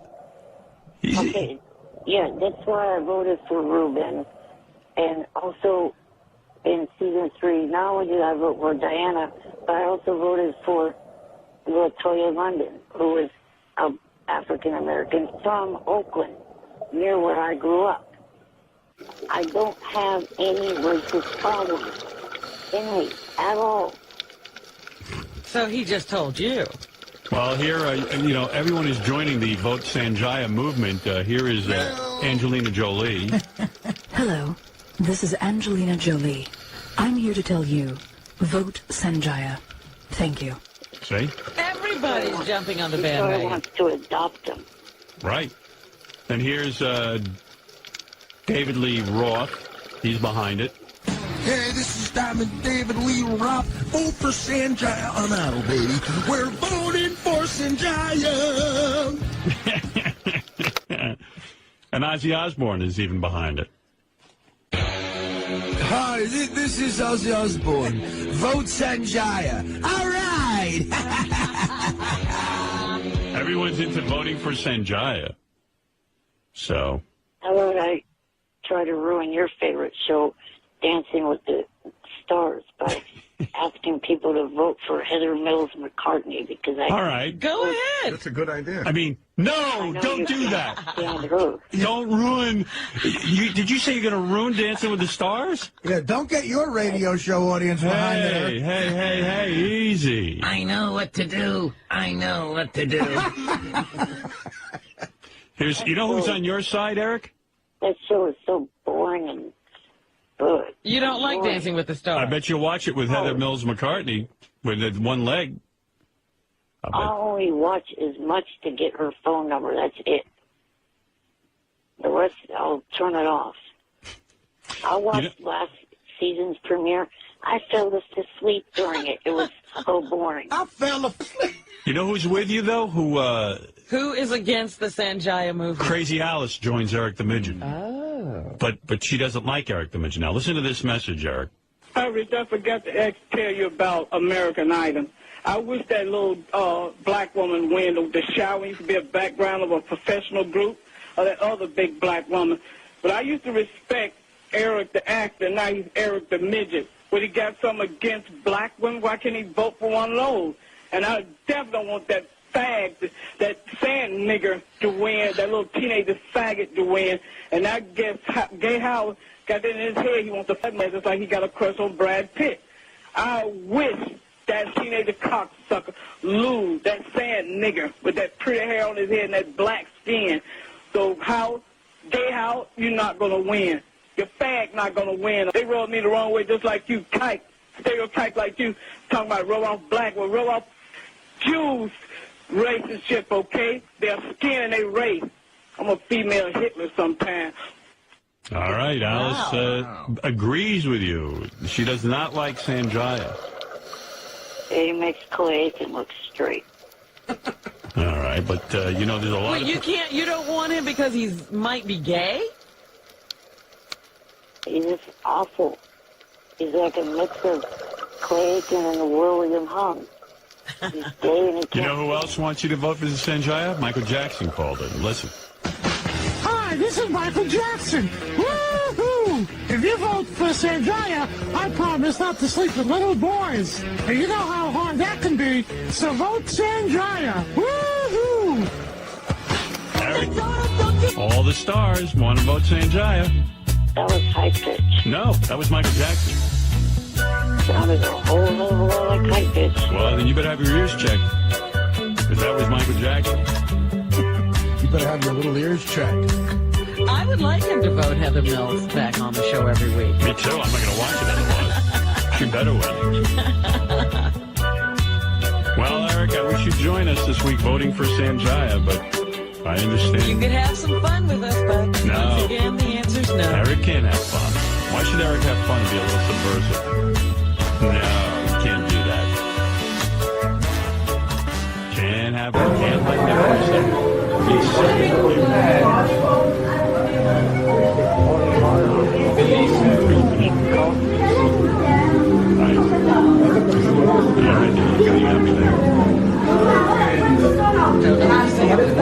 See, there's more Sanjaya news reports. The guys say there are.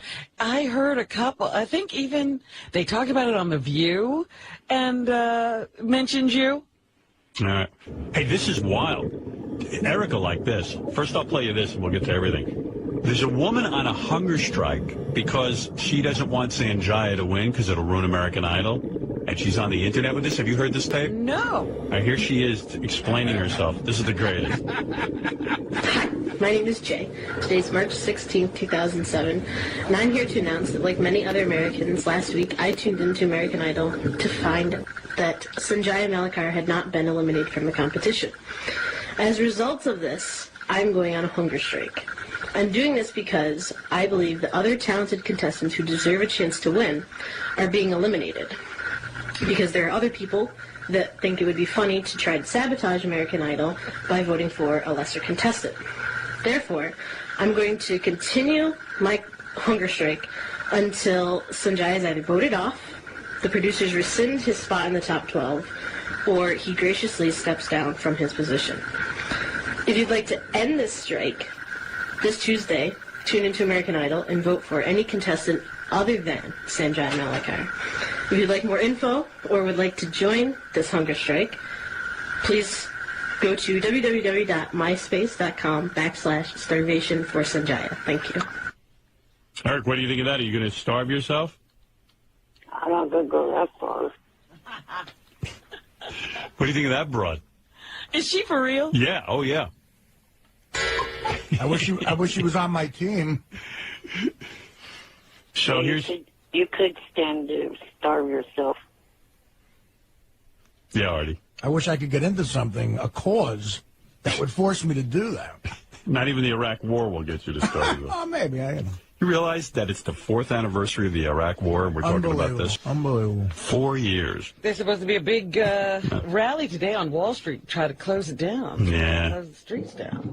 Oh, there'd be people protesting in the streets if they had the draft. The only reason they're not getting the big anti-war movements like during Vietnam is because there's no draft. If yeah, absolutely. If middle-class kids had to go off and fight the war in Iraq, forget about it. It'd be over. There was some pretty good-sized protests this weekend. Yeah, there were protests all across the country. I thought the protests were kind of minuscule. Quite frankly, I would have promoted it. I didn't even know there was going to be a protest. You know, there's never any pre-publicity. I didn't know there were going to be protests. I'm just reading about it afterwards. Yeah, don't keep that a secret. But the Sanjaya thing's front-page news. Inside Edition. See, this is why I got so encouraged. I didn't know this would be such a big deal, keeping Sanjaya on the show. Here's Inside Edition. I haven't heard these either. But the biggest surprise of the night was that 17-year-old Sanjaya Malakar is staying. In an Inside Edition online poll, we asked which idol should be eliminated. Sanjaya got 46% of the vote, more than anyone else, while only 11% of you said Brandon should have gone. Now people are asking, could radio personality Howard Stern be behind Sanjaya's staying? Stern is encouraging his millions of listeners to sabotage the show by voting for Sanjaya, who he considers a bad singer. It might even totally blow up the show. It'll be wild. Imagine a world where Sanjaya is the American Idol. That's funny. Evildoer. Howard Stern. Eric, it's getting big. You could be part of it. Yep. No way. Hey, what was that thing we came up with, that contest? We're going to, get Eric claims to know a lot about wrestling, so we're going to have wrestling trivia. And if Eric loses, he has to vote for Sanjaya. Ooh. How about that, Eric? He has to join us. Put your money where your mouth is. How about that? I don't know. I'd probably do that. Yeah, see? And then would you go, you wouldn't welt on the bed, would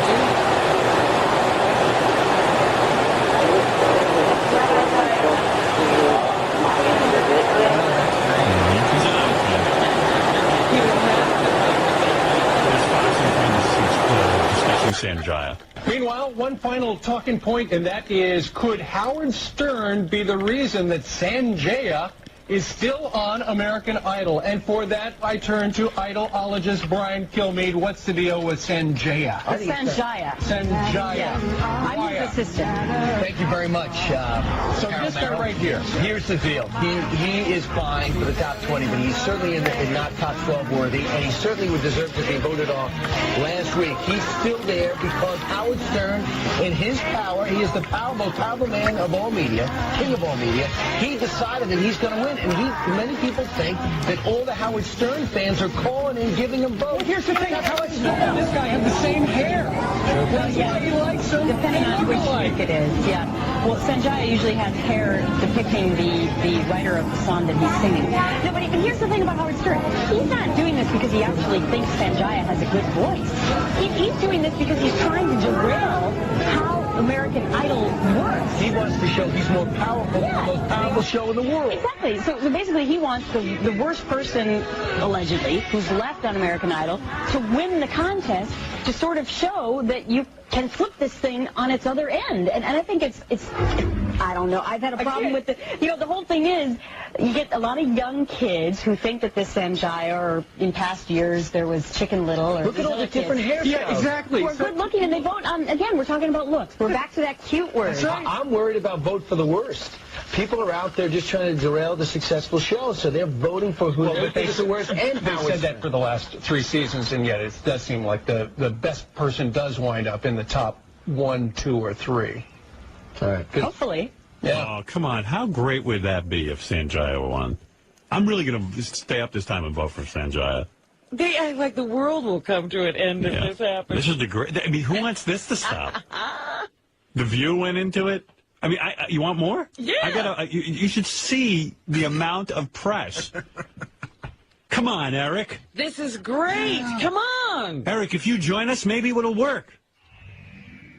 I'm not going to do that. What is the trivia contest? We got to get him into this. Yeah. Gary, come up with a quick contest. By people who may be a little sick of, not necessarily the show, but certain people winning who are voting for him on purpose. I'm sure they are. Well, they said there is a website called votefortheworst.com or something, and that Howard Stern's been telling people to vote to keep this kid on in the hopes that he wins. So that what? It will destroy kind of to discredit American Idol in some way. I don't know, but they should change the process. I just think that little girls are watching that who think he's an adorable boy. He's got a beautiful smile. He should be the new sponsor for Crest White Stripes. Don't you think? His teeth are amazing. See, The View even is discussing it. Eric, The View. Eric. If any of those girls that are out there voting for him, I doubt you'd stand a chance. Oh, you mean? Oh, I see what you're saying. Oh, I see. Right. Yeah, you won't get Sanjaya. But you don't stand a chance with the girls you voted for either, and you voted anyway. I got to meet them backstage at the tour. Hey, hello, talking. At least they're... You wanted to take a hit out on you, be quiet. Yeah, sorry. At least they're straight. Yeah, my favorite rap on this is when Eric got on and said, I won't vote for Sanjaya because when I go to the tour, I don't want to see Sanjaya. Yeah. I love the way he says, Talk about selfish. I want to talk about Idol. Idol. I want to talk about Idol. Hello, talking. Can you call it American Idol at least? Well, you like me to talk quick, right? That's why I say Idol instead of American Idol. Okay. You want to hear more of these clips? Because it's endless. And speaking of support... This is Keith Oberman. And speaking of support, no one loves Sanjaya's singing, but plenty of people love to hate American Idol. Why Howard Stern is working to bring the singing competition to its knees. America has decided that Sanjaya, you are safe. Absolutely shocking. Creating a vast theory about an American Idol right-dialing hand conspiracy who say the show's open-ended voting system has been sabotaged by Howard Stern, who has encouraged his listeners to vote for the Sanjaya kid. And exhibit number 2, votefortheworst.com, that vicious idol lampooning website that encourages viewers to cast their vote for... Well, you've already got the idea here. Let's turn to Countdown's very own American Idol princess, also the midday host of New York's classic rock station, Q1043, Maria Melito. Good evening, Maria. Hey, Maria. Is this not another reason to admire your old colleague, Howard Stern? Well, you know what? I love Howard. Always have, always will. I don't think that he can do this compared to the days when he was on free radio. It's different now. So I don't think it's because of Howard. Would it help if I chimed in some way? Could we get it done together? No, I don't think so. I think it's going to happen eventually. Have faith. It will happen. This kid's not going to last. Hey, Marie, don't piss on my parade. Right. What was that? I'm not claiming it's all me. I know it's votefortheworst.com, too, but we are helping. You don't have to be all about it. Doing our part. That's not Howard. Who owns Q104? I'm curious. No. You know who. Yeah. It's any terrestrial radio. They don't ever want to say that I'm influential. They've even got Maria Melito, our old friend.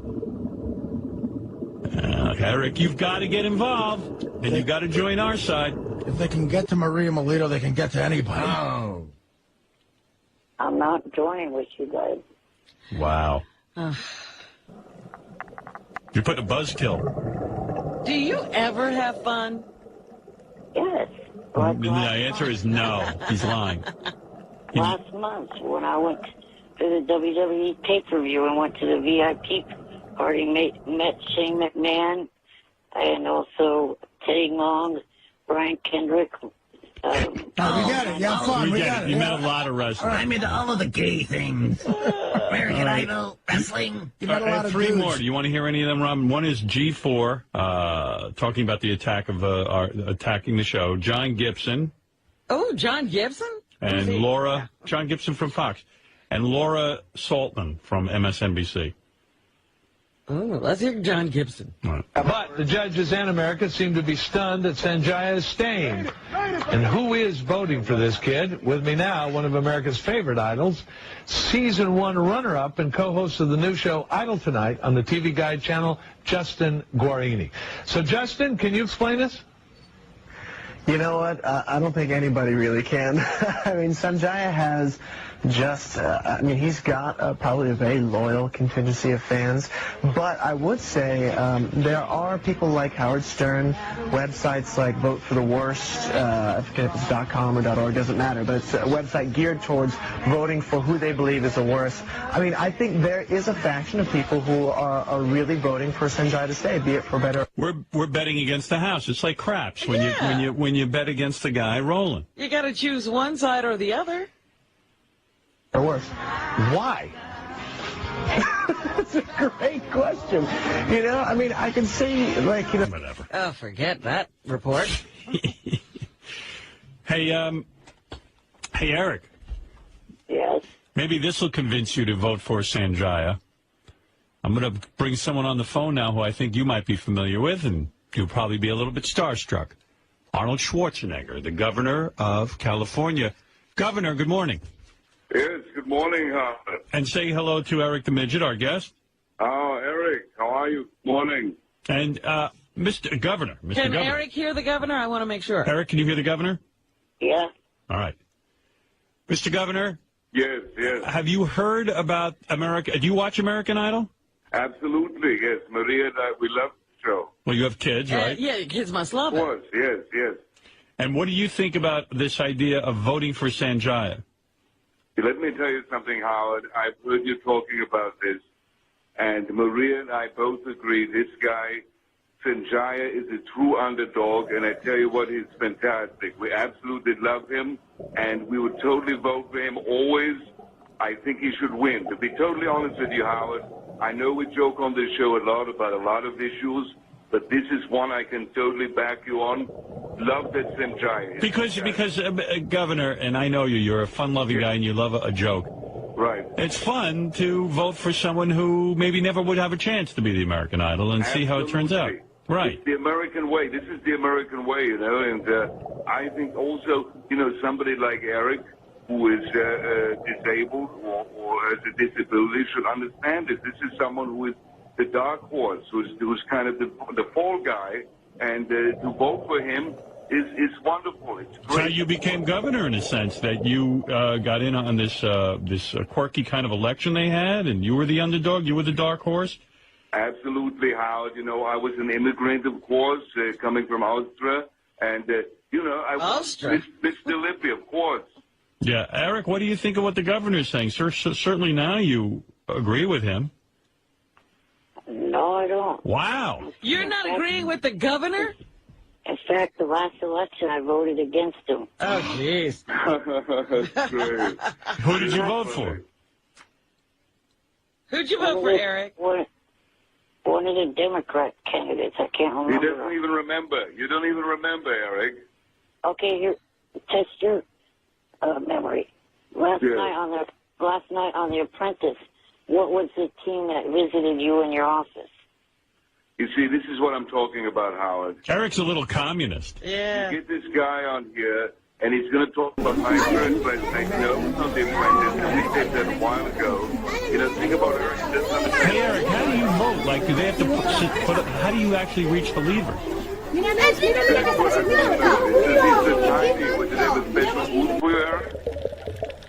I still have the ballot.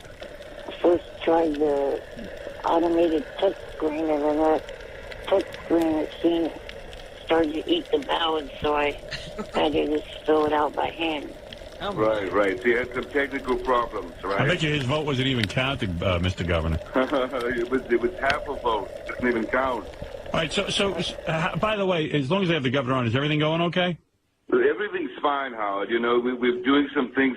There was a guy that it was last year was stalking me. I don't know if you know about this. No. Last February, the guy that was crashed through the military base was going to kill me. The same guy, 2 years ago, same thing. And now I'm on the phone. I'm starting to think maybe Eric the Midget's the son of a... Right.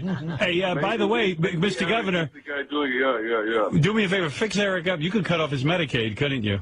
Eric, listen, don't screw with me. I will totally cut off all your support. You'll be really fired tomorrow if you don't shape up. What do you think of that, Eric? You know the governor's kidding. Fake Arnold. And are you I'm not screwing around, Eric. I don't know. Are you going to answer the question that I asked you about The Apprentice, or do you not? You see, the problem with you, Eric, is you focus on one thing. You're sitting there, probably got coops attached to your penis. You can't even sit straight. You know, they come up to the show to talk to you, and all you can do is ask me one question about one thing. Stick to the issue. We're talking about the stupid, the Indians and China, whatever the hell his name is. Stick of this shit. All right, thank you so much, Mr. Governor. The governor's busy, Eric. Governor, you are so terrific. And by the way, Governor, you should know this. Eric pees his bed when he wears his PJ pants. He doesn't even have a tube. He peed his bed. Yeah, listen, I believe it. You know, Eric reminds me of when I did the movie Total Recall. There was a tiny alien that was on the guy's chest. Right. And that's what Eric the Midget reminds me of. I love it. Did you see that movie, Eric? No. You never saw listen. You know something? Thanks for waking me up, Howard. It's 4 in the morning. I'm sitting here talking to a Ewok on the phone. You know, it's just... Governor, do you think Eric should lift weights? I don't think Eric should live anymore. Oh. I don't care. But listen, Eric, you know what you need to do, Eric? You need to start getting in shape. You need to start competing. You need competitive bodybuilding for freaks like you. I'm so sick of this. Always call into this show. Howard's giving you a place here on this great show, and all you can do is bitch and whine. Right. I'm tired of it. So vote for Sanjaya.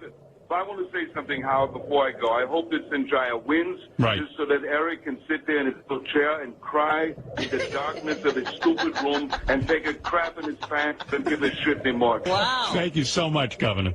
Thank you, Howard. You're a great American. Thank you. Bye-bye. What a great, great governor. Oh, he certainly put Eric in his place. Eric, what do you think of that? You're a real creep. Yeah, it was not the real one. That's what you think. He wouldn't even, it was the real... He doesn't remember. He did it a couple months ago. That was the real one. That wasn't fake Arnold. That was the real Arnold. It was Team Arrow, by the way. He doesn't know that stuff. He's the governor. Certainly the governor should have convinced you to join us. But anyway, thank you, and do whatever you want, Eric. Don't be with the rest of us. Do whatever you have to do. You could get George Takei with that twice, but you can't get... You want to know something, Eric? I was going to go on I was going to go on these shows once Sanjaya wins, and maybe even credit you, but no, you're going to ruin it. You could do the shows together. I would have done them with you, but forget it. Thank you. You miss out. Goodbye, David.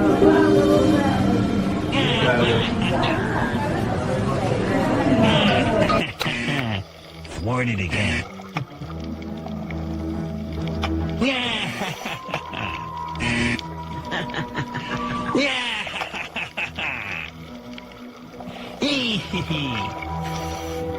Goodbye, Eric. Goodbye. There he goes. I love Eric. I love that he won't join the movement. He refuses. He resists everything. You know, if, like, Sanjaya doesn't win next week, he's going to call in. Oh, he'll gloat. He'll gloat. You don't want that. We can't have that. Good morning. Morning. I was calling because I wanted to know... Oh, it's him.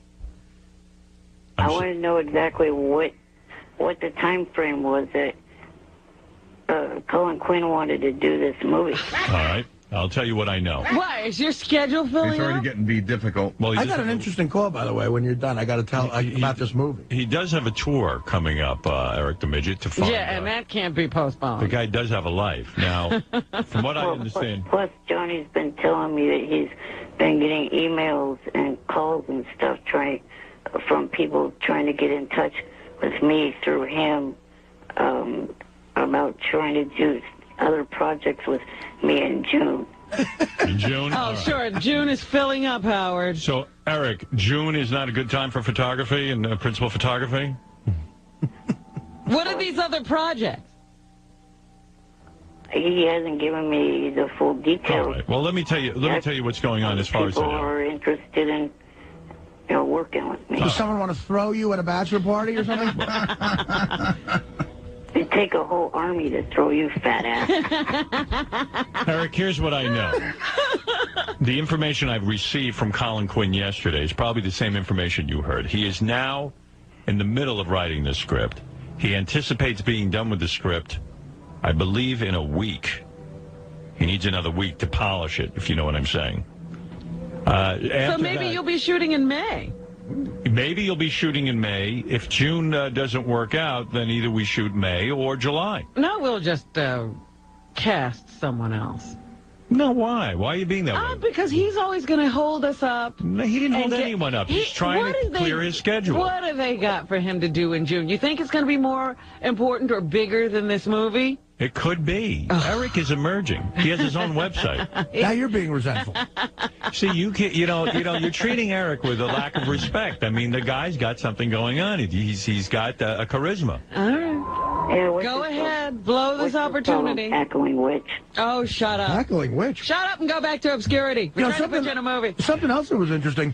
The guy who was the cinematographer on a movie that, Eric likes to make fun of, Beer League.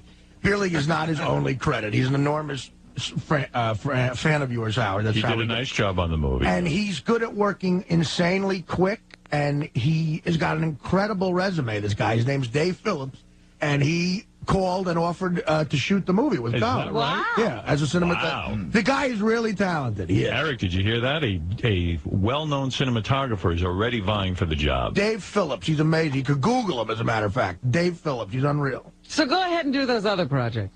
Well, no, listen, Robin, you're being unreasonable. Man. Eric is saying he has a schedule possibly coming up. He wants to make sure he has time. He's been sitting there with nothing to do. Well, the moment we decide to do something with him, he gets busy. That was true of my life, too, though. Eric, I understand the scheduling demands, and Colin is now wrapping up the script. I understand through various sources like Artie, there are cinematographers ready, leaping at this opportunity. He is. He's a big fan, and he would love to do it. So I would guess, this being the start of May, almost, that you're either looking at May, but I can't... Early June is probably... This movie has to be cast, costuming has to occur, set design. We need some chemistry reads with you and some other freaks. I think Artie's right. Who do you have chemistry with? Who do you not have chemistry with? I think this is. I think if you're imagining this wrapping up quickly and getting right into production, that'll be a schlock production. I think if you are looking at something of quality, you got to give it time. I would guess June would have been the month, but maybe it has to be delayed to July. And all of these things you need to do, they can't pick another month. No, Johnny says June. No. Johnny figured this all out. June. Well, Johnny's trying to block your success, I think. I sent you some lines for Taxi Driver. Did you receive them? Yes, I did. I'd love to hear some of them. What scene will you be doing? I have not looked at them. Oh. What? What? See, this is what I'm talking about. You're not prepared with your Taxi Driver like a lazy midget. What about, why don't you go get the movie and watch it? You'll be inspired. Have you seen Taxi Driver? I disagree, Artie. I don't think he should see the... Why? Because he'd be tempted to his own interpretation. There's no way he could do anything close to what De Niro did. No, he's going to do his own spin on it. Oh, okay. Do you have the lines there, Eric? Not in front of me, no. His own spin, like Travis Bickle with like a French accent or something. Whatever. I gave you lines yesterday when I called. Well, I purposely sent you lines so that you could perform for us today. And why aren't you prepared? Is this how you're going to be on the set? He's going to suck. No. You got to know your lines on the set. That's a big thing. I know that. But why aren't you prepared today? Because I did not think that you would be asking me to read right now. Of course I would be. Why would I send it to you? Right, why would he send you the line? Yeah, we're rushing you a script for what reason? Yeah, I wouldn't have wasted your time. All right, listen, Eric, that's as much as I know right now, and the details will be forthcoming. Do you understand what I'm saying? And if you can't do it, I guess you can't do it. I'm sure I can. He didn't say he can't do it. Yeah, but he's looking to, He's got a schedule. mark some days off a calendar. I don't know why you're being so not understanding. I don't know why somebody runs up and all of a sudden has something for him to do in June. Just real quick. Hey, prick, this prank calling me. Knock it the fuck. Oh, gee. That wasn't to us, apparently. Was that to you, Robin? No. Eric, who are you yelling at? Well, he's a Prank calling my cell phone when I'm trying to be on air with you. Is that what happens a lot when you're on air with me? Then all of a sudden everyone tries to get in on it? No, whenever I'm either on air with you or doing my shows on the JFSC. There's somebody who called. Yeah. Well, it sounds like you have a lot to take care of right now, so I'm going to let you go. Sounds like you're very busy. I'm sure either tomorrow or the next day I could read lines for you guys. All right. Thank you, Eric. Okay. Right. Later. Bye. Bye. All right. There he is, Eric, the actor, who is preparing for the biggest role of his life. Taxi driver, directed by Colin Quinn, written by Colin Quinn. Yes. So you want to give Eric the Midget 3 seconds? Okay. Because Riley's doing next. All right. And we got to take a break. Eric, I don't have time for a long phone call. I'm just saying that up front. Oh, great. Well, I mean, look. Why do you need a long phone call? What's the deal? Well, I was calling to first give an update on the In Plain Sight. All right. Are you doing In Plain Sight? Is it all set to go? Yes. Good. All right. That's a good update. All right. And what else? I wanted to give the dates. Okay, go ahead. The dates of what? Your shooting dates? Yes. All right. Okay. What do we care? I care. What is your shooting date? They gave me tentative shooting dates for the 24th and 25th. That's perfect. Of this month? Yes. Okay. Avoids the doctor appointment. Yeah, and you're able to go to the doctor? Yes. Yes, okay. Good. Well, look at this. Huh? Even Eric's got to do this. So you're going to act on the 24th and 25th. You're going to go to your doctor beforehand. Right. You're going to fly out to the shoot in New Mexico? Yes. Yes. And you've got your oxygen tank and everything all set? I'm going to call this week to get that set up. Well, there you go. You know, Eric, wasn't Eric sure that you wouldn't be a judge on American Idol? Or America's Got Talent? Yeah, he was, but he was wrong again. All right. Yes, and I was calling to congratulate you on that. Thank you. And also, the other thing is, during the holiday break, I came up with a storyline for a TV show that would include you and I working together. Ooh. Oh. In other words, you came up with a project where you and I could be in it together. Right. Would you sit on my lap on America's Got Talent for one episode?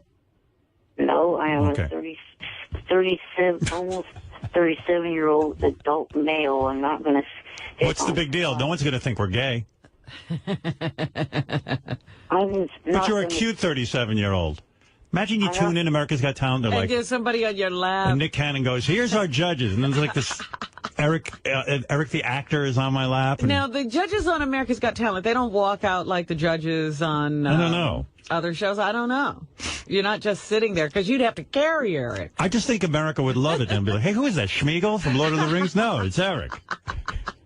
All right, I just wanted to know if you would be willing to do it. You said no, and I accept it. Right. By the way, on America's Got Talent, I wouldn't even do that. Although, if Eric was on my lap, he could hit that button for me. Yeah, when he's people your suck. buzzer hitter. Yeah. Do you want to know what show I thought of having the two of us be on? What show? Persons of Interest. All right. Hey, Eric, I got to go because Riley's here and also his wife. Yeah, we're meeting Riley's wife. Who I understand is quite beautiful. I think we met her before. I think we've seen her before. Yeah. Like a lot of people think Riley can't score with hot chicks. Oh, no. He's in touch with aliens. Yeah. Chicks dig aliens. Hey, if I was a hot chick, I'd want to be hooked up with a guy who sees aliens. Yeah, a guy who has an intergalactic connection. Hey, Eric, if I bring back, I actually am thinking of acquiring the rights to Ironside. You remember that show? No. Raymond Burr. He played a guy in a wheelchair. Because I'm trying to think how I could get a wheelchair into it. Would you be willing to play Ironside? He was a detective. guess that would be a good one. See, I'm thinking we could shoot it for Howard TV if I get the rights. It's the same script, except But instead Eric of is the guy. Eric becomes Ironside, the wheelchair detective. Right. I'd watch that. Wouldn't you?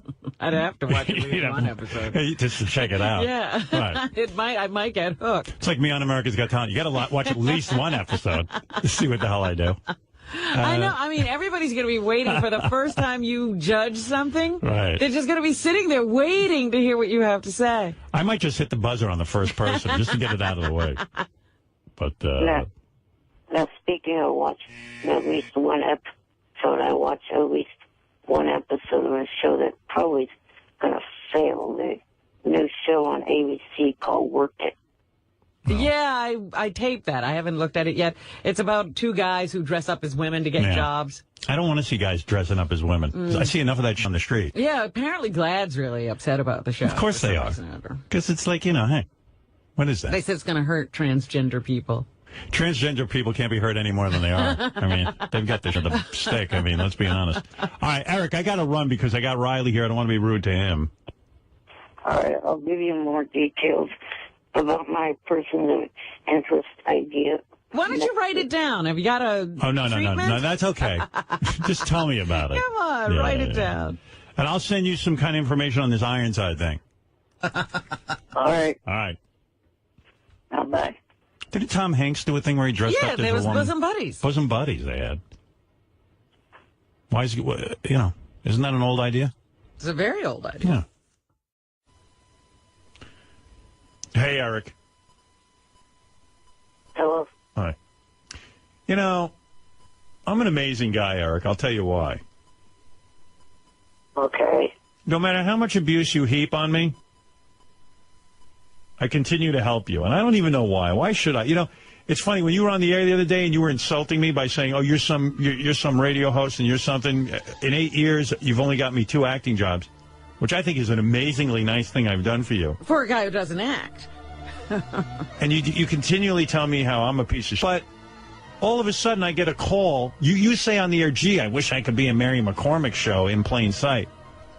Next thing I know, John Strauss is on the phone saying, I'll write Eric in. Well, basically what he said to you was not, I wish I could.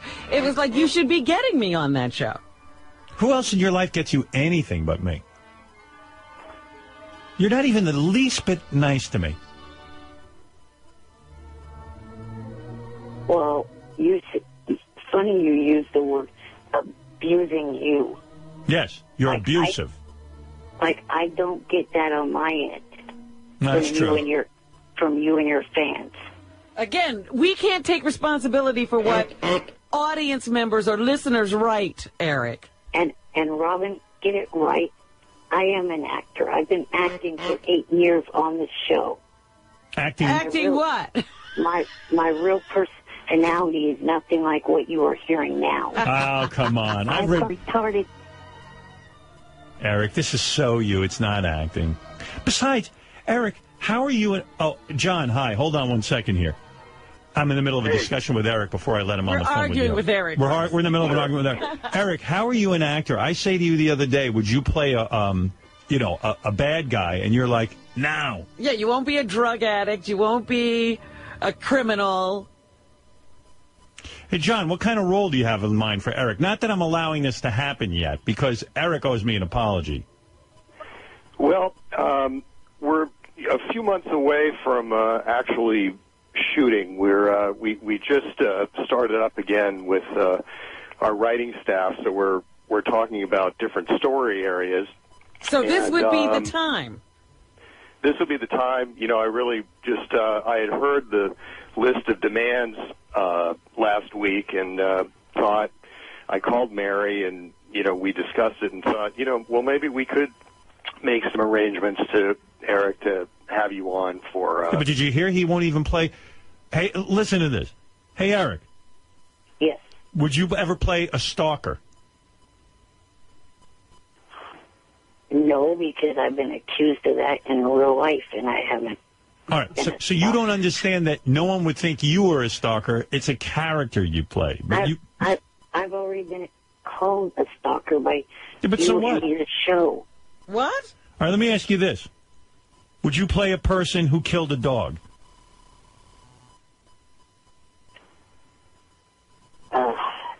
As much as I love dogs, I'd have to say no to that. Okay. Would you play a crystal meth addict who watches kiddie porn? Probably not. Mm-hmm. Would you play a little person who hides in a diaper hamper at a daycare center? Because you get off on looking at little children.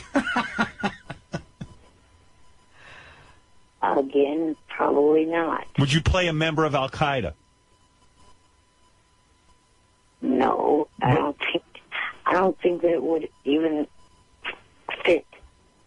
What do you mean it wouldn't fit? We put you in a turban, you're a little shake. Right. Would you the world's smallest Al-Qaeda member? You will not play that? No. Would you play a United States senator who gets caught blowing a Spanish gardener? No, I would not. There you go. He won't play anything. I mean, this was John's list. Would you play a gynecologist who takes pictures of Mary McCormick's vagina and then puts it on the internet and is accused of being unethical? Because that's a major thing they're thinking about. I don't think so. Well, then you don't get a part. John, would you play... Eric, would you play Mary McCormick's vagina? Talking vagina. Talking vagina. Would you be the voice of her vagina? I don't think so. I mean... Would you play a person who doesn't recycle? Who's like the law is you have to recycle, but you will not recycle. I'll go with that. You would play that. Wow. Wow. That's a big leap. John Strauss, are there any parts where it's a guy who doesn't want to recycle despite the laws? And he has to go into witness protection. Wow. Right. We have a large staff of very talented writers. I think we'll have to get to work on that. What are you thinking? Like what I've seen the show. What could Eric play on the show? I assume it would be a one-shot deal or maybe a recurring character. What do you have in mind? Well, I mean, I think we were thinking possibly we have one we're in the area of a hoarder, someone who kind of never leaves the house and has gotten so many a collection of so much stuff they can barely get out of the house. We thought maybe there was something in there. So there's been some discussion about an Eric part based on what you heard here on the radio, and somebody collects Eric in this. That's possible. We. So Eric would play. Eric would play a hoarder. That is certainly one thing we discussed. Eric, are you open to playing a hoarder? That I would not mind doing. What if you're a hoarder who also has to kiss a guy? No. You would never do that. Okay, we'll scratch that off. No.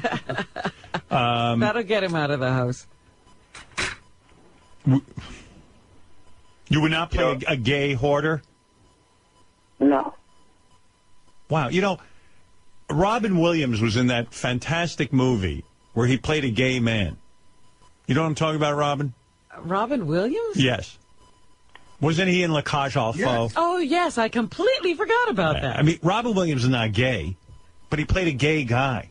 You can't play a gay hoarder? No. Wow. All the greats have played gay. Of course. Tom Hanks. He won an Academy Award. Absolutely. How is this guy an actor? Some of the parts that Eric, that these people don't really come from the cream of society. Right. People who end up in witness protection. I mean, over the life of the show, there's been drug traffickers and diamond smugglers and counterfeiters and he doesn't even understand. But he doesn't understand that. Would he be a cross-dresser? Will you be a cross-dressing pot farmer? Eric? No. No. All right. Howard, I do understand what this show's about. I've watched just about every episode. But how do you describe yourself as an actor if you don't understand that no one thinks you would be a real cross-dresser? Do you think those actors you're watching have actually committed their crime? I've seen John Malkovich play a man in a woman's outfit. You know, he's like one of these psychopaths. Yeah, Tom Wilkinson. Absolutely. I don't understand how you're an actor. I mean, what actor says he won't play? He's almost... There's nothing Eric will play except a hero. We actually do have an area that we're talking about that does take place in the world of drag queens. Go ahead. Believe it or not. And what would Eric be required to do? Well, it's possible that, he could be... We do have one of our WITSEC inspectors going undercover in a club, and, he could be in that club. So Eric would be required to go undercover. Let's say he's on the show. He assists by going undercover. He's a federal agent. He's a federal agent? Right. Wow. That's I don't think that's what he had in mind. No. Eric goes undercover as... Is that what you're referring to? No, I think he would be like a club member, like he's one of the people who hangs out in this club. Oh, he agrees to wear like a wire or something? Yeah, well, or that's a possibility, the wire, or he could just be actually in the club, part of that scene. They could maybe interview him, ask him a question or two. Right, in other words, he might even... that they're looking for. Right, like in other words, Mary or somebody walks in and goes, hey, what do you know about this? And right. Exactly. Eric, I see. An informant. Very good. Eric, would you play that? No. Oh. Wow. Okay. Well, I mean, you ever hear of it? Here's a chance to go on. This is an actor, and he wonders why you haven't gotten him more roles. He says no to most things. John, what are you, in your 5th season on this show? Yep, we will be beginning season 5, yes. Yeah, here is a hit show. Stars beautiful Mary McCormick, who played my wife in the movie. I mean, he won't play a cross-dresser. Why won't you, Eric? How could you be an actor and not play a cross-dresser? People would give their left arm who are actors to do that. Why do you have the luxury of turning down every role when most actors have to take whatever there is? Right. Just don't feel like playing someone like that. Mm-hmm. Then you're not an actor. Do you understand that? You can't pick and choose. I feel that as an actor, if you take a role that you don't like, you're not going to perform well. And if you take a role you do like, you're going to give it all you got and do a good performance. Would you play a white supremacist? No. How about a hitman? Would you play a hitman? I don't know how that would work. I mean, you kill people. I've never seen a hitman that's a little person in a wheelchair before. That's what makes you unique. Right. What a plot line. But you think little people don't kill people? Hey, Eric, can I ask you a question? Considering all the things you said no to, what was it about the role that allowed your head to explode that you liked? Well, that was kind of hit on me after I accepted it. I couldn't really back out. Oh. So you would have turned that down? They came up with that after I had said yes. Right, but I'm saying if you would have known in advance that your head was going to explode, would you have turned it down? I don't know if I would or not. How about, would you play a guy who lives in a cuckoo clock? I'm serious. I don't see how that could even fit into that show. Right. Well, John, man? Would you play a con man? Someone who rips people off? Yeah, I would go for that. No. John, do you see him with many lines or just like 1 or 2? I don't think he can handle more than 2. Yeah, I think we were in the neighborhood of 2 lines. I handled more than 2 in the show Fringe. Ideally, how many lines, Eric, would you feel comfortable with? Yeah, weren't you complaining that you had too many lines? And yeah, too much... we don't want to overwork you. Yeah. Well, to me, that was pretty much because that was my second acting gig. I didn't have much experience doing that, and I didn't know if I could handle a whole long bit of dialogue. All right. So you're ready to do this. Do you really think I should help you with this, Eric? The way you talk about me and the way you boycott the show, do you think I should help you with this? Tell me why I should. Well, this, it would be nice. It would help your karma go in reverse. It would help my karma. My karma's shot. Well, it may help to turn it around. Would you ever go undercover on the show as a Thanksgiving turkey? Would you do that? No. No. All right.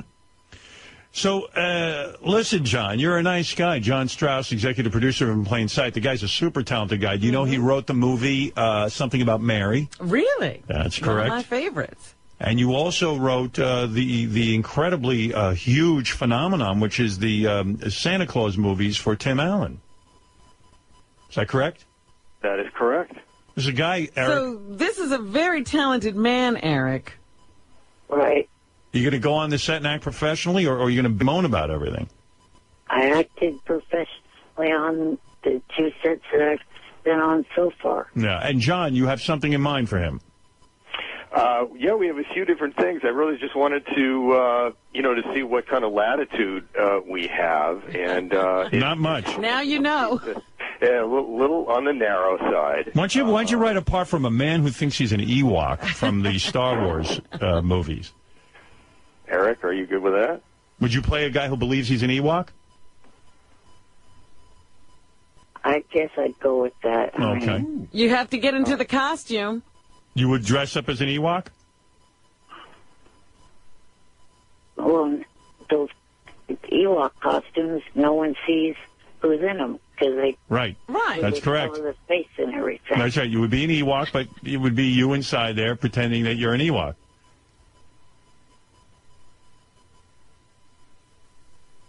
All right. I'd have to think about that. All right. All right. So in review, Hoarder, we're okay with. You're okay with Hoarder? Yes. All right. Con man. Con man, where did we leave it on the cross-dressing bar? No. Oh. Mm-hmm. No. You understand that doesn't make you a cross-dresser if you play one. I know that. Okay. But why won't you do it? Just something I don't feel like ever doing in my life for any reason. Oh. And Hitman, we thought was unusual, but that was a possibility. Right, Eric?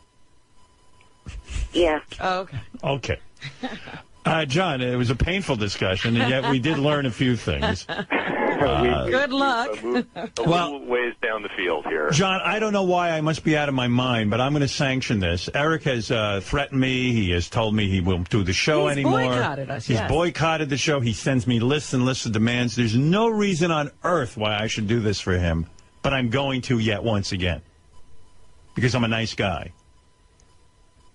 Well, I've enjoyed listening to Eric on the show, and I did hear the list, and we thought if we could do our part to...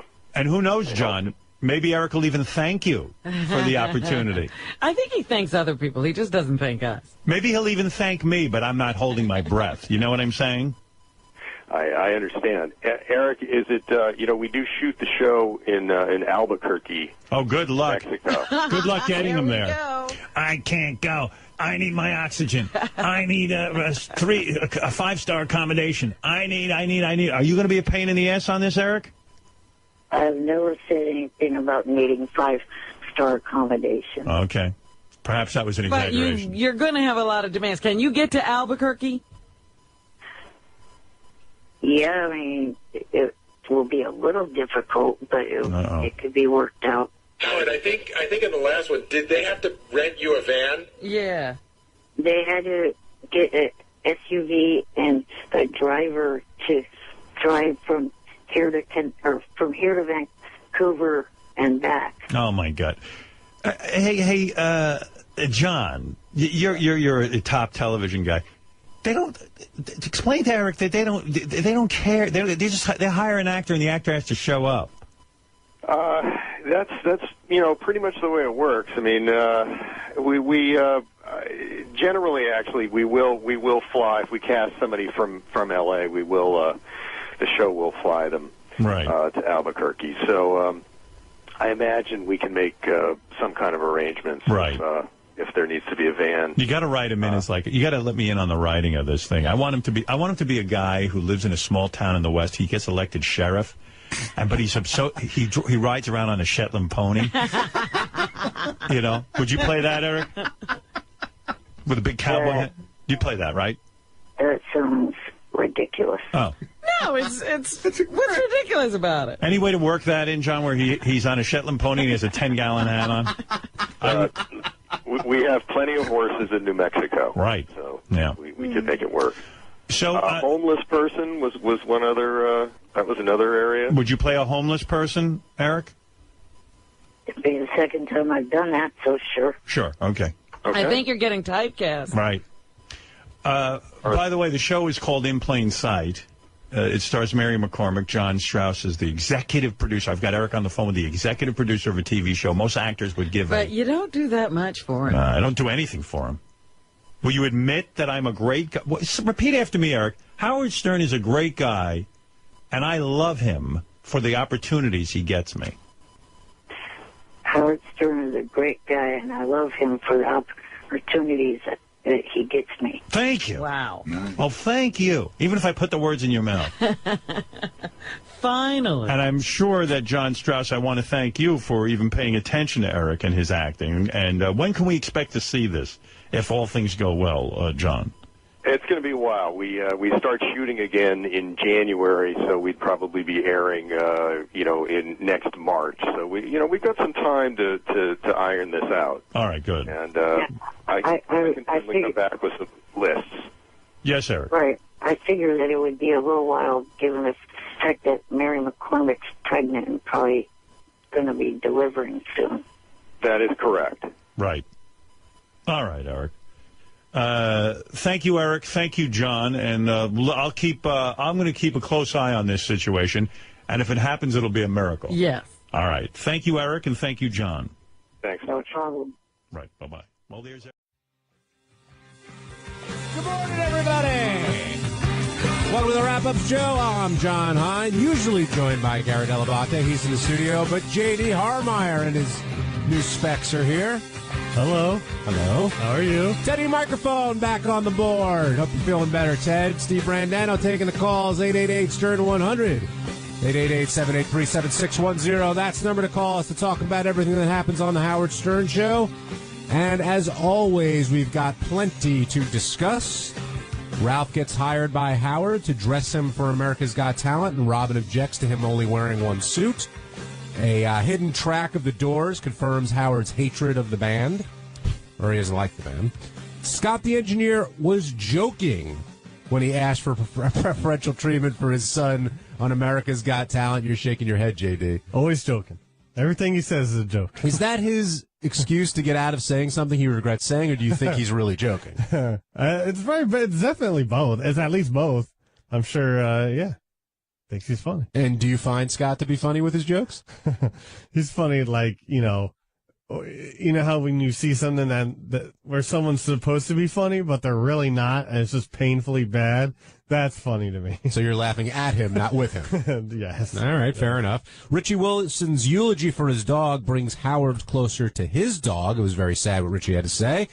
And Eric the Midget having oxygen tank issues and other issues with In Plain Sight that infuriate Gary to the point where, I mean, I've seen people get under Gary's skin. Eric's the champ. I mean, you get so pissed off at Eric, but before you comment, Gary, JD, you had an issue with Eric before any of this came up. Oh, I haven't liked him ever. I can't remember the last time I liked him. And I actually got this email that I forwarded to Gary, and I would like to publicly apologize to Gary. There's no apology needed. I know. For having to deal with this. And it won't happen again because if Gary, if I get any emails, because my work emails on the website, if I get any emails regarding Eric the Midget and possible work, they'll go right to the trash. So they'll be deleted immediately. Is that the new policy, Gary? It is for me. What am I helping him out for? Yeah. Listen, I know people will say, but Gary, this is why he's funny on the show, because he's so fun, grateful, and such an arrogant little But in this case, I've helped him out. Listen, I bust his balls. I admit it. I bust his balls. I've also helped him out. I've gotten him into American Idol. I've facilitated whenever he's done any of these shows with the producers. I do want to see him get some work, but he doesn't. I'm telling you, his handicap is that he's a prick. He's a little no good. You called him ungrateful quite a few times. That's his Achilles heel. What, being ungrateful? Being called ungrateful. Well, he's very good at it. And he's got an agent anyway, so let his agent finally, let him do it. I know, he and his agent are off and on. I never know what's going on. I mean, Not our problem. I genuinely, I was on my vacation, and I thought to myself, oh, here's a chance for Eric to make a couple of bucks. I'll forward this along. I never imagining that it could turn into like a scathing email back about what an am and how I don't listen. How do you think this is going to turn out? Poorly. I think they're probably just about done with him. He couldn't, I said to the guys in the office, I said to Howard on the air, they run a business. He doesn't. So I'm going to side with them. When I see what they say and I see what he says, he doesn't understand. He's like, oh, we just did this. He couldn't even be honest about how many times. I only spoke to them once yesterday. Twice. Well, the third time I spoke to them. Scott in Michigan, you're on the wrap-up show. He wasn't fully awake there. Hey, guys. How's it going? Hey, Scott. Hey, do you guys just, tolerate Eric because he's kind of part of the program? Or, I mean, if that guy dealt with me like that, I would be like, I wouldn't deal with him at all. I don't see how you guys can put up with him, especially Gary. He really gives Gary the business. Well, again, you're right. I mean, there's a lot of people, not a lot of people, but there have been people on the show in the past. A lot of them have been part of the Wack Pack that I just can't deal with. But you deal with them because they're good for the show. So I'm never going to not put Eric on. I'm never going to not notice a request from Eric for something. Will deals with him mostly anyway, but I got sort of pulled into the vortex because I was dealing with the producer from In Plain Sight. But no matter how much I dislike him, I will never let it, ruin anything that goes on with him being on the show. I thought Eric was completely wrong for sending you that mean email. That was a favor he did. But it does seem to me, with the facts we have, that it seems to me like the producer, Neil, what's his name? Neil Strauss. Neil Strauss. No, John Strauss. John Strauss. Sorry. Neil Strauss picks up women. That's cool. But it is looking a little bit for a story. And I'm not saying he's not for publicity or anything like that. Just say, I think it seems like when he was on, he kind of enjoys the whole Eric thing. He does. But I had conversations with him off the air, and he's like, yeah, seems like it would be fun, even from the beginning. But I'm running a show, and this can't be my whole day. But it's an easy decision to make. He doesn't need to keep writing you letters about it. Well, we'll see. He's forwarding me stuff.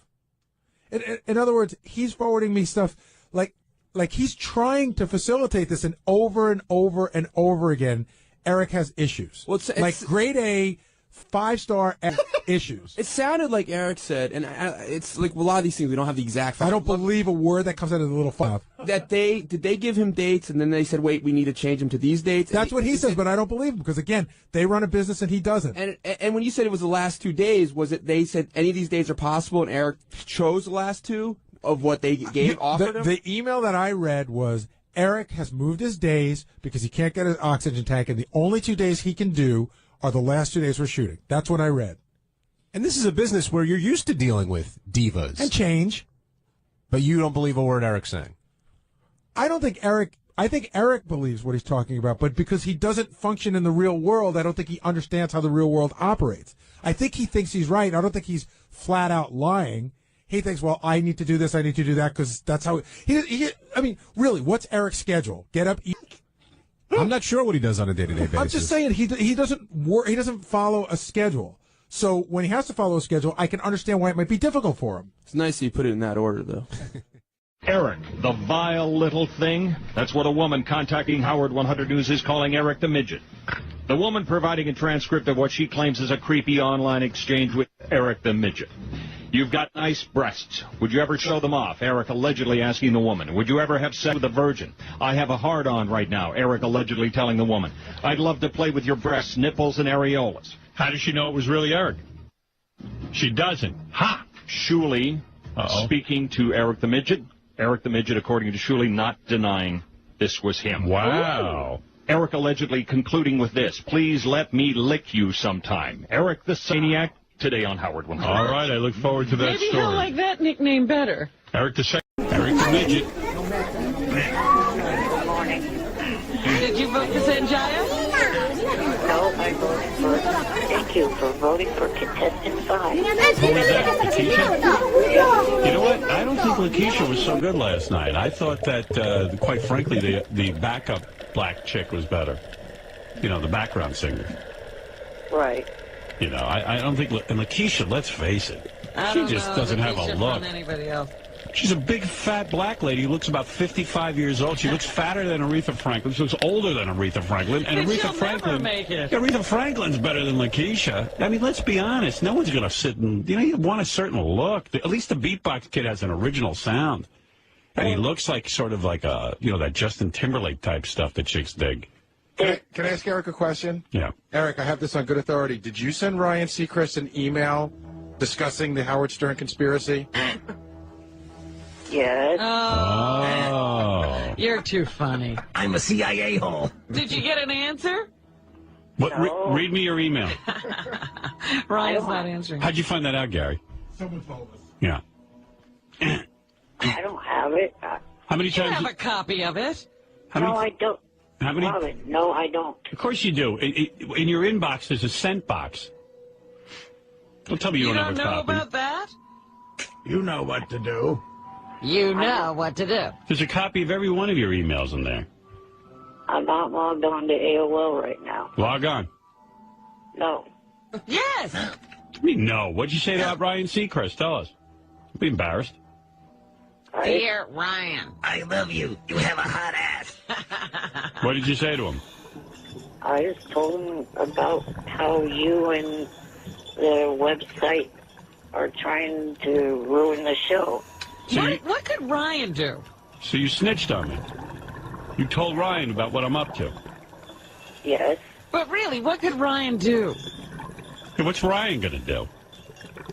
Now, if Howard gets kicked out to the authorities. You're such a little snitch. If Howard gets kicked out of show business now, it's your fault. He's both a snitch and a hitman. What did you want Ryan to do? To get on air and they, try to combat you. Oh. Wow. Fight the evil forces. You must combat Howard Stern. I have more inside information. What? The reason this whole thing went down is because Eric is afraid of losing his title, Eric the Idol Expert, because he's only been picking at 50%, and he feels the reason he's picking at 50% the winners each week is because the Sanjaya thing is throwing everything off. Ah. And who calls him Eric the Idol Expert? Eric does. Eric the Idol Expert. Eric the Idol Expert. Did you pee the bed last night? No, I did not. In fact, I haven't been to sleep yet. Why? Because of the Idol voting? No, I don't go to bed until after your show starts. Really? How many times did you vote? As many times as I could. How many times did you get through? Was it busy a lot for Lakeisha? No, kind of 50-50. Yeah, you see? Even Lakeisha, who is a disabled, you get right through and it gets you nervous that your contestants go. Because I must have voted for Sanjaya like 10 or 11 times, and then I had to go to bed. See, now they're really stupid not to get behind this because this makes the results show incredibly compelling. That's right. I gotta watch tonight to see if Sanjaya Yeah, but you know what? makes I'm it. kind of mad at you. Like you know. I know. I told you. Yeah, I'm not kidding. I mean, what the f*** is your problem? You're supposed to be helping them with this. I don't know. Fred, did you vote? I voted twice. I'm not quite as dedicated as you guys are. Like, Right, but at least you at least voted. I made a couple of calls. And Artie, I know. I can't rely on Forget him. him. Artie can't have any fun. I don't He's know like how to, Eric. Unless it involves alcohol or heroin. You don't want to get involved. The vending machines are broken today. And Artie's got cupcakes today, so he doesn't even realize it. You didn't pee the bed last night? No. Oh, I have not been to sleep yet, I said. Idol's over. Time for bed. I'm in dreamland now, and I can pee whenever I want. Pee!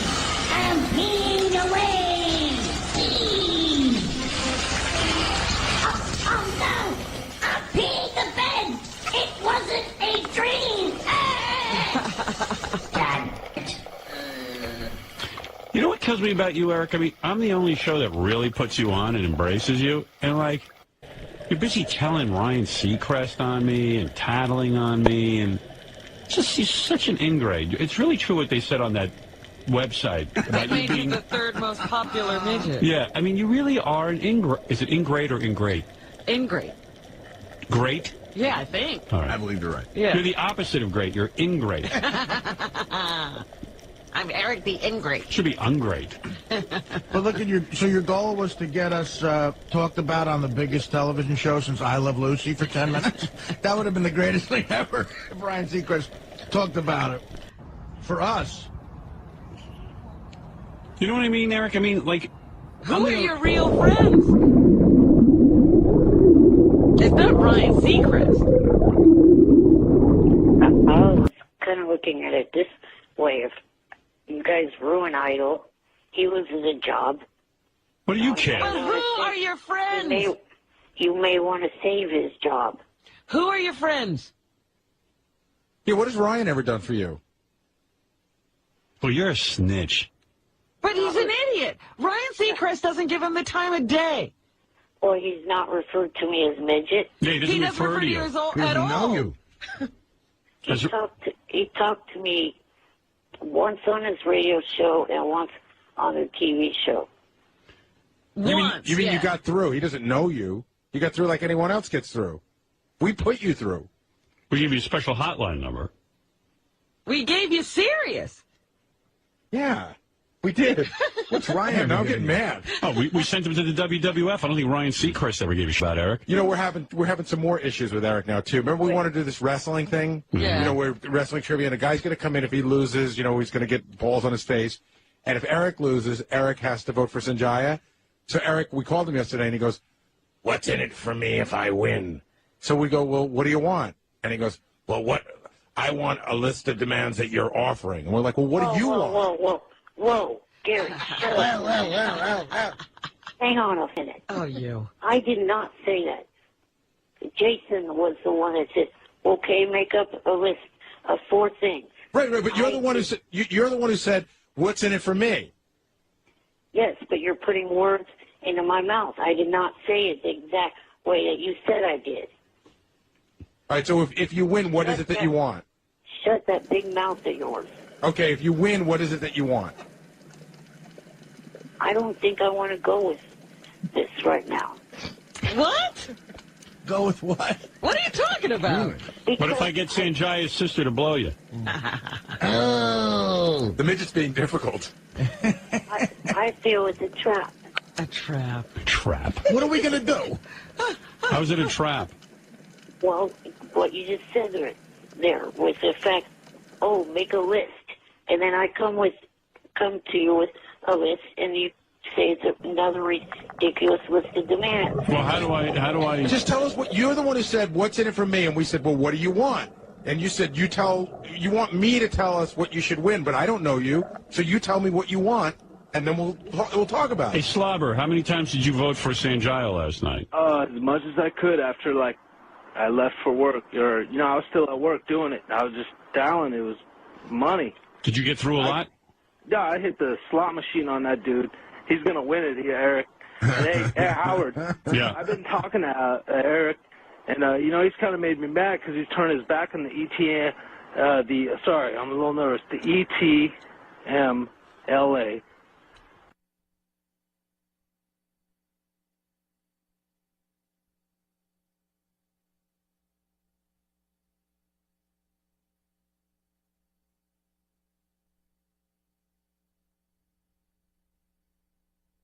All right, Jim, you're on the air. Hey, what's up? What's happening? I think you should blacklist this little midget. I really should. I should really keep him off the show. Well, he just skirted right by the issue of who are his real friends. Right. Right. And without you guys, he'd be sitting in a pool of piss. Idol's not going to be on forever. We're here at least for another 4 years. That's right. You don't need him. No, 3 years and how many months? 10. 9, maybe 9. Always counting down. All right, Jim, thanks. All right, thanks a lot. See, Eric, you piss people off. And then he'll be screaming, "Stop the fans from bothering me." Ed, you're on the air in Williamsport. Hey, Howard, thanks for letting me be a little piece of Howard history. I love the show. and I got through 200 times last night between my home phone and cell phone. Really? Yeah. You mean if Sanjaya doesn't win, you know the fix is in? Yeah. Yeah. So, Eric, too bad Sanjaya's going, buddy. You hear what he says? He got through 200 times, Eric. Yeah, he's going home. Eric, relax, man, relax.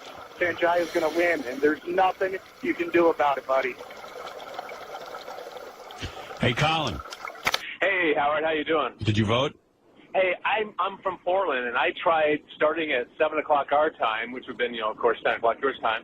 I couldn't get through at all, and I tried and tried for That's good. an hour. That's great. That's a good sign. You hear that, Eric?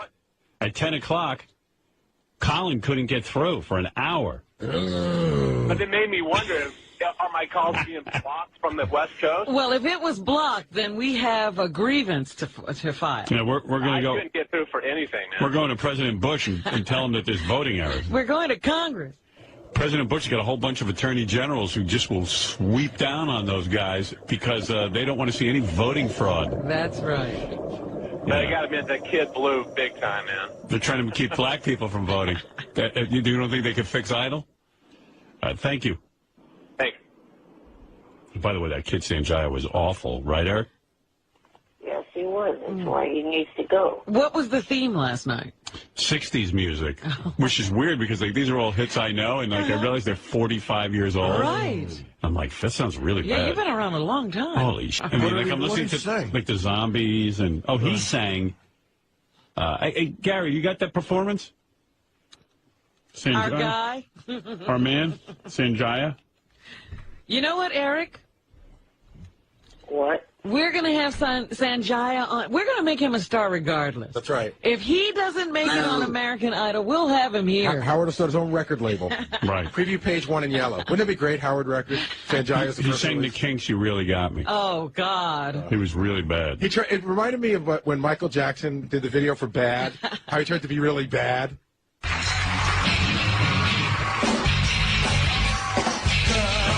You really got me now. You got me so I don't know what I'm doing.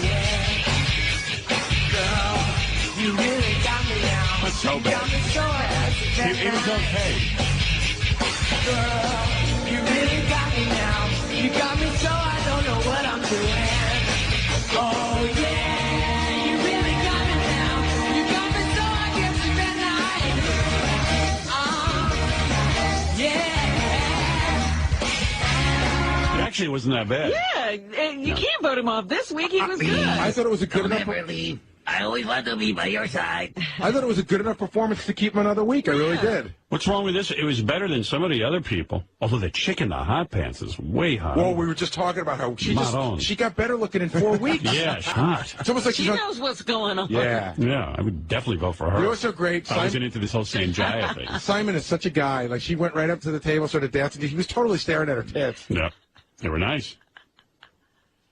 Why don't you vote for her?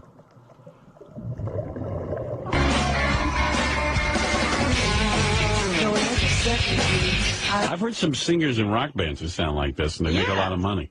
Only wanna be by your side. Girl, you really got me now. And there was like this little 5-year-old girl in the audience crying. Yeah, that was sort of, I mean, they went to her. While Sanjaya was singing? Yeah. They kept going to her, and she's going to grow up and be really embarrassed. Right. Hey, Robbie, you're on the air in Detroit. Hey, Howard. Hey. Man, that Sanjaya's sister, whoa. Oh. Just something else, Oh, man. yeah, she's super hot. She could definitely, do Playboy. You and got to shit. keep Sanjaya on, too, so you can see his sister. Yeah, she's sitting there with her tits out, like she had this low-cut top. I'm like, man. Why that isn't chick's she hot. in it? She Another auditioned. reason to vote for Sanjaya. I'm voting for Sanjaya. Oh, every week. she was in it, but she got kicked out? I'll tell you She what. didn't make it, yeah. Just based on the amount of people calling in here, if Sanjaya doesn't win, the fix is in. That's all I'm saying. Hey, I got another question, Howard. Did you notice? I don't know if Eric's still on the line, but that Melissa Doolittle chick, she looks like a full-grown midget. Yeah, she looks like a midget that they gave growth hormone to. Howard, Yeah. you know what the guys in the office have been calling her? Think about it for a second. They say she looks like Shrek. Shrek? That's true. Wow. That's what a girl trying to get into show business wants to look like. You look like like someone famous. Oh, really? Oh. Yeah, Shrek. I'm sick of that humble routine, too. Like, she doesn't know she's good. Like, she's, like, all confused by it. Shut the fuck up. Really? She's like, someone goes, you're very, very good, talented. Really? Hey, just shut up. You know you are, you cunt. You're 10 times better than anyone else. Shrek. Shrek can sing. Shrek. Hey, Howard, I didn't know I was good. I really didn't know. It's humble. Right, Eric? Yeah, I don't like that either. Rob, you're right. Sanjaya's sister has beautiful breasts. Oh, man. And there's a great picture of her on the internet now in a Hooters outfit that is unbelievable. Yeah, I saw that last night. Yeah. All right. Thank you. Thanks. If you can find that on the internet. Maybe on our website we can point people to it. That would be convenient. Every time I saw a little girl crying, I was thinking of Ralph. She reminded me of him because he's a cry baby. Anyway, that's it. That's it. We'll have to see tonight what happens. All right, Eric, enough of American Idol discussion. Unless you got something else to say. Eric? Well, only two things. I know who gave Gary that information, and the person, don't expect me to talk to you on IM anymore. I know who you are. I'm blocking you later. Payback. For giving that out. It's personal. What did they give out? They gave out the information that he had sent an email to Ryan Seacrest. So now you're going to block him from IMing you? Yeah, it was your former guest, Hayden Porter. Oh, the chick. I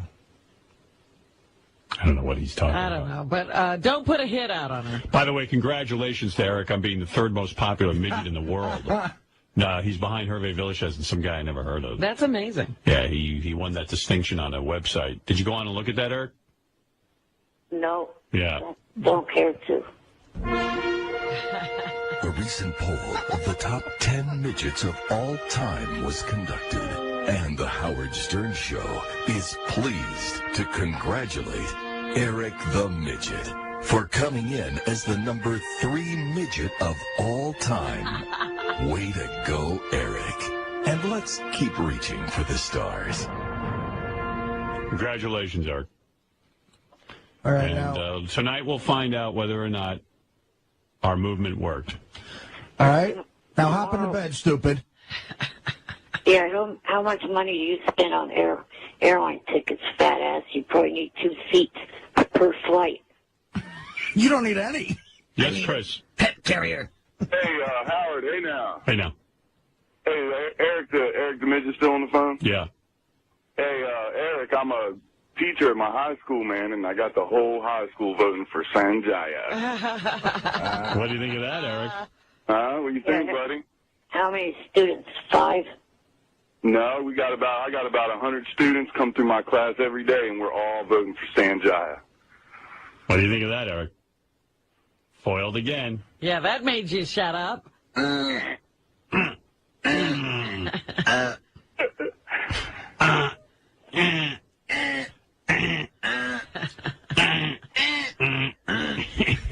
Wait till we start our. Join us. Wait till we start our vote for. Little dance, you do something. Yes. Wait till we start our vote for Heather Mills on Dancing with the Stars. Watch out, dude. Eric will report you to Ryan Seacrest. I'm taking names. If I find out what school you're with, Ryan Seacrest will start something with you. Sanjaya is going to be the next American Idol, Eric. What do you think about that, buddy? That would be so fun. Man, with a teacher getting a whole school to vote. Yes. That's impressive. Can you see Simon on that last day when he has to present the American Idol and it's Sanjaya? And the balloons are coming down out of the ceiling? Maybe we can fly Eric with balloons at the American Idol. He should fly out of the ceiling with the balloons. Drop them out. Sanjaya, no. Eric, you got to be nervous now. No. Tomorrow when I go, don't be surprised if I have a recorded comment from somebody I'm hoping to meet later. Who is it? A recorded comment. A former Idol contestant from last season. And you're saying that they're going to record a special message? I'm going to take a recorder with me and ask him a couple of questions regarding this whole Sanjaya thing and what their thoughts are on it, what their thoughts are on you getting the show. All right, go ahead. Can't wait for the tape. They're making an appearance in the area because of Dreyer's Grand Ice Cream, or as it's known in the East Coast, Edie's. Okay. All right. Hey, thanks, Eric, and thank you to Chris, the high school teacher. Thank you, Chris. All right, Howard. All right, bye, Eric.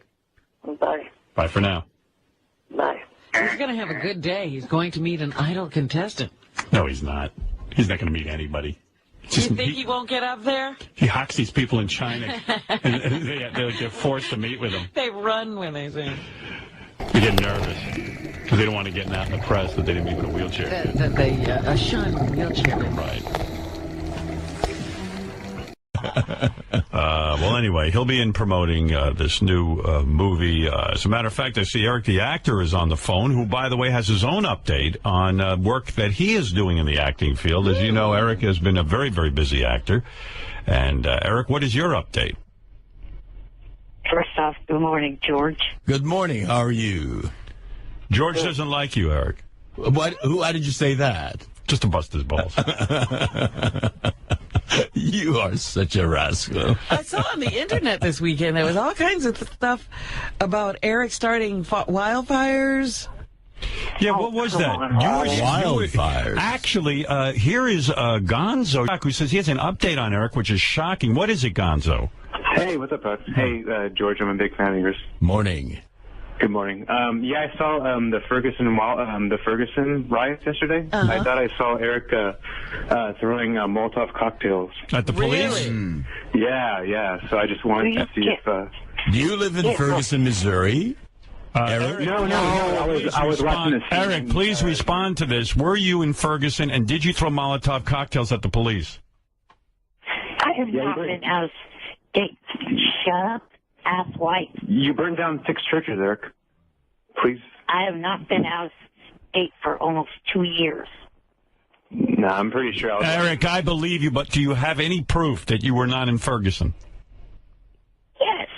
What is the proof? He's starting wildfires. He's doing Molotov. What do you mean by wildfires? What did you say, Gonzo, about Ebola, that Eric was somehow involved? Yeah, there was an Ebola thing, too. Oh, yeah, that was just a rumor, and that wasn't true. So it was not true. He was. There is a warrant out for his arrest for starting the wildfires, though, in California. I don't believe it. There is no such warrant out for my arrest. Excuse me, Gonzo, but I want Eric a chance to respond. Eric, how do you feel about the police? Are you anti-police that you would throw a Molotov cocktail? No, my dad was a cop. Oh, okay. So why a Molotov cocktail? That is widely known. That is widely known. George, did you know that? I did not know. You have an inside job, Eric, and then like your brother's like a firefighter too, so it all kind of makes sense. Oh, and the fires keep his brother employed. Is that what you're saying? Yeah. So I think Eric's he's masterminding some crazy, like all this crazy stuff that's been going on in our Is Eric nation. also throwing Molotov? Eric, why are you so silent with all these accusations going on? Oh God, George, please don't buy any of this idiot says. Oh, that's this what it is. Bullshit that he said is the reason why I will never ever unblock his ass. Howard, Gonzo, Eric was thinking of unblocking you on Twitter, and now, Eric, you claim you will never unblock Gonzo. He said that before, and then he unblocked me. So Eric's logic is kind of stupid. So you're claiming he did unblock you. He unblocked me like 3 times. He's foolish. He always says he's going to unblock. He's never going to unblock me, and then he ends up unblocking me. Eric, he's going to unblock me again for a 4th time. Eric, how do you respond to that? Well, I may have unblocked him before, but not again, ever. Hey, Howard, Eric's threatened to throw me off the Tower Bridge in Sacramento. I sent him an email because I thought it would be fun for us to do the Wonderlic Challenge, that little game you were talking about yesterday, the IQ football fantasy quiz. Absolutely, yeah. So I told Eric, I was like, it'd be fun to do like a little challenge because Eric always calls me an idiot, and he has a really low IQ. So I was like, it'd be fun to. But actually, I'm sure I would beat you in the Wonderlic. So I emailed Eric that with a friendly little email. I said, Eric, let's take the Wonderlic. It'd be fun for the show, and then whoever wins, like, if I win, you unblock me. If I lose, then I'll stop calling the show. Eric, he told me to go kill myself and jump off the Tower Bridge in Sacramento. Well, I understand why he's upset because you're accusing him of doing. You accused him of starting Ebola. You accused him of doing all different kinds of weird things.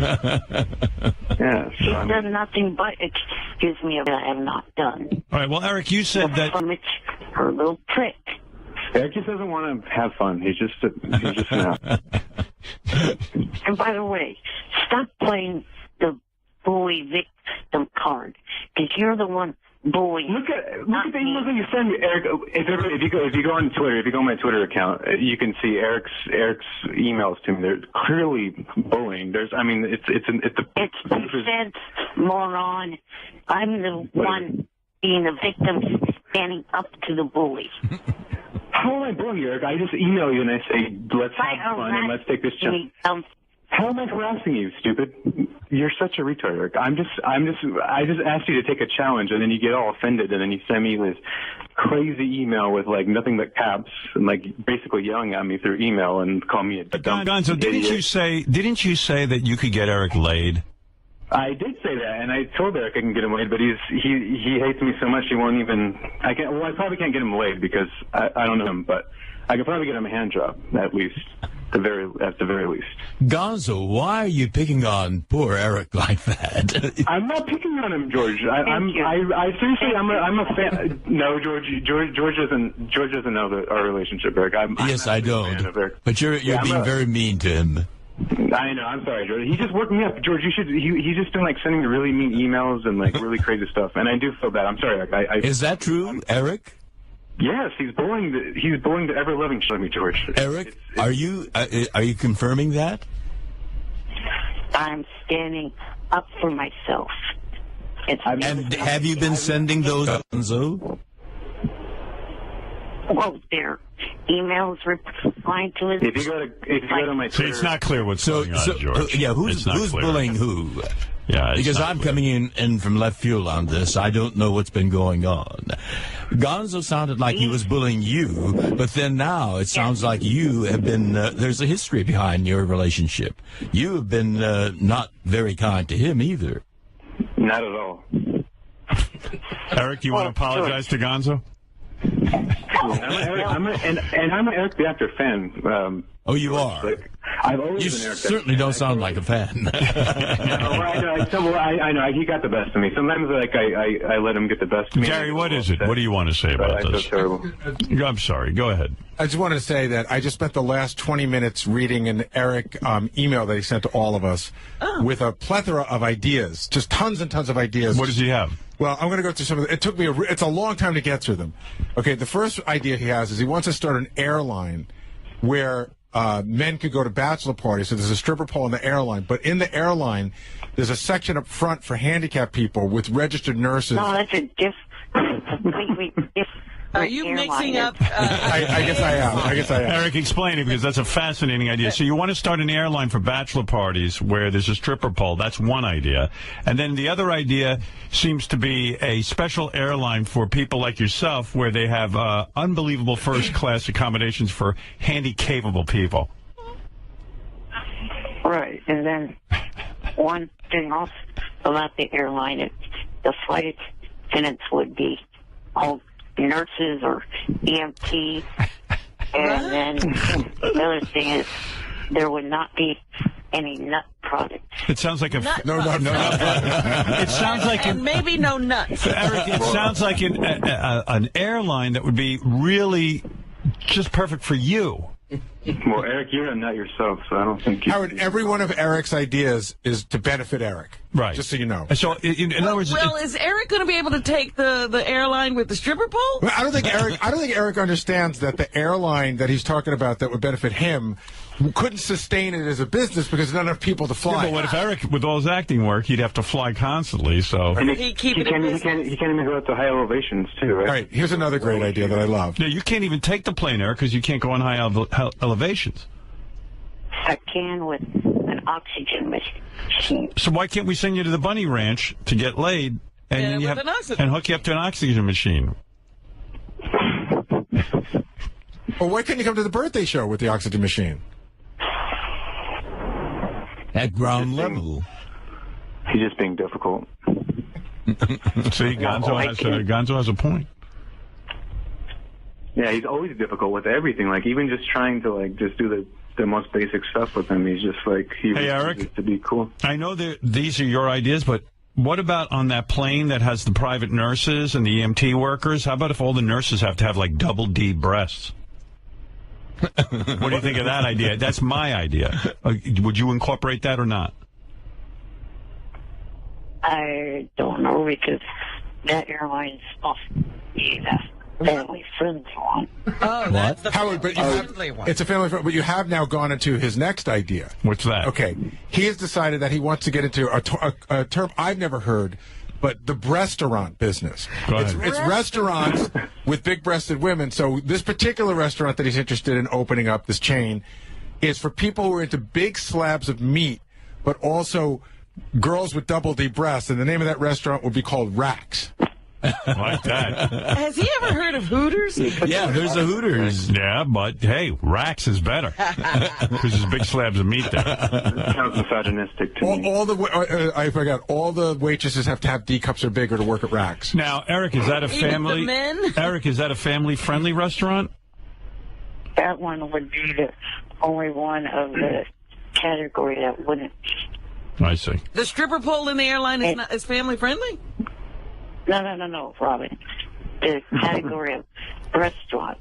The other ones that are in that category, Twin Peaks, Hooters, and Twisted Kilt, they're all family-friendly. So yours would not be? Eric, right. So, that sounds very creepy, Eric. Eric, would you be the guy checking to make sure all the girls had the proper breast size? Sure. Yeah. Sure. Well, he came up with the idea. You know, I want to say Eric is like a mini Steve Jobs with all his great ideas. Oh, there's way more. What else? There's way more. Steve Jobs. Here's one no one's ever thought of. King of all media records. You should basically start a record label. Howard should start a record label. I've heard that before, but here's another one that I love. A mini Larry Flint. But how do big titties work into that concept? That one it doesn't. But there's a lot. There's one that I couldn't fully comprehend that involved figuring out how to modify the entire world for people like him. So to take stuff that's for average sized people and make it for little people. But just like as far as housing and everything like that. Right, like build so there'd be communities of little houses. I guess. And here's one of my favorite ones. He wants to do an updated version of Dougie the Puggy, as if the original version was so popular. Yeah, it's time to update. It's time to update it. You never even finished that book. Yeah, Eric, you never really. I finished it. It has been got published now. It's about that was 2007. So. You know, storyline is based in 2007, so I just want to kind of, I guess, more or less scrap that whole storyline and start over with a more current, up-to-date. So what was it, what was the time sequence that we need to change? What about updating it? What happened in Dougie the Puggy that was so 1980s or whatever it was? Well, George Bush was involved, and he was the president. All right, listen, I got to go. Is there any other? Go give me one more, because this was the one that I totally couldn't follow it. It started out with saying he wants to prove that he's smarter than his IQ test. And again, Eric, if I'm getting it wrong, I apologize. It's all over the place, but it somehow involves you creating an HBO show for him of some sort, where he is I couldn't. He's sort of like a mastermind of everything, almost like Charlie and Charlie's Angels. Right. Nobody knows that, but he's really masterminding all this stuff. And I wasn't sure how that was going to, if he was playing a character, how that was going to tell the world he had a bigger IQ. Eric, you want to explain that one real quick? I guess I sort of wrote the paragraphs different because he's mixing it up.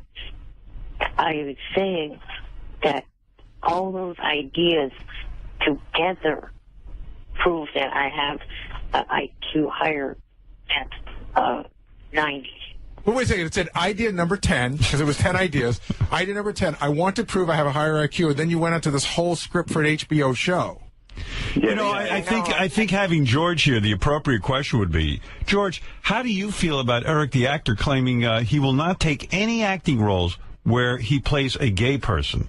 Well, you know, I've been listening to all this, and it sounds like a science fiction world in which all the rest of us are the aliens. Right. But he has announced on the air that he will not play gay characters. Well, then he's not an actor. Right. Some of the greatest acting performances have been by straight actors playing gay. You're talking, of course, about Jake Gyllenhaal in Brokeback Mountain. You're talking... Jared Leto. Yes, Jared Leto. Got an Oscar for it. Matthew McConaughey. Yeah. So Eric doesn't want to be a real actor, and certainly doesn't want to qualify for an Oscar.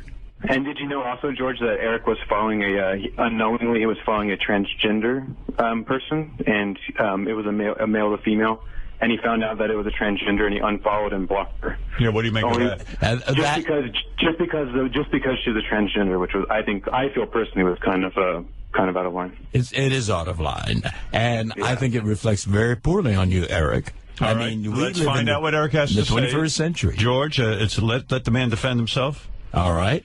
Let's hear you. Go ahead. Okay, I realize that maybe walking was... Yeah, what happened to him? It doesn't matter. So, Robin, I love it. There's silence and some garbled sounds. Yeah, her name is Kimber James, by the way, to you guys. She's a very, very sweet woman, and Eric just offended her? Just because she was, had a penis at one point, Eric decided just to say... Eric defends himself like...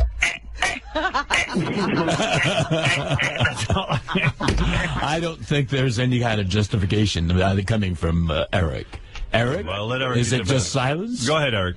Okay. The only reason why I blocked her was that I was getting from you and others. So if you had left it alone, I wouldn't have blocked her. I would have just unfollowed. Well, what did she do? She didn't do anything to you, Eric. She was just a person that happened to at one point have a penis and then have a surgery and then. All right, guys, I gotta go. Eric, he was attracted to her. He was attracted to her, and he felt weird about it. And well, Gonzo, if you give the man a chance to talk, I can't really understand Eric's defense, but I'm sure there's a good one. Well, he still hasn't told George why he doesn't take gay roles. Well, I don't understand the sounds he's making.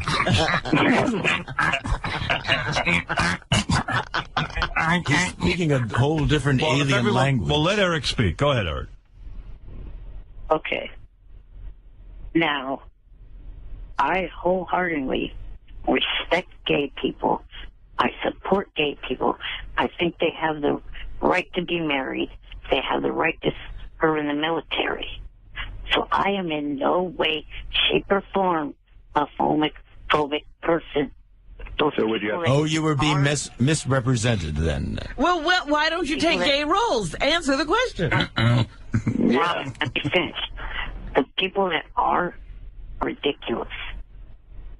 There's nothing different other than the fact that a gay person wants to be in a relationship with another guy. Why will you not play, let's say, a cross-dressing man?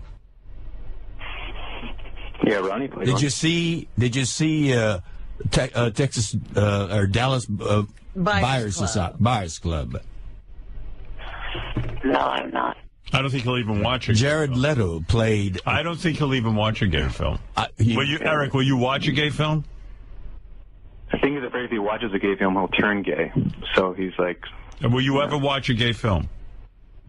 I've seen bits and pieces of Brokeback Mountain because my mom was watching it on hotel TV. Why not You don't watch gay movies? And you won't act a gay part? And you call yourself an actor? It's all a ruse. I got a feeling that. I watch Philadelphia. All right. All right. Tom Hanks, Yes. That's good. Tom Hanks. And what'd you think? It was good. Eric, you mean to tell me, if I tell you right now that in the next Star Trek film, you could play opposite George Takei as his gay lover, you would not take the movie? No offense, George, but no. Because you're not an actor. Yeah, I'll take You just proved that you're not an actor. All you have to do is be his husband, and maybe give him a hand job in the shower. That's it. That would be the only thing you'd have to be called. Little wrestling. A real actor knows how to play a character other than himself.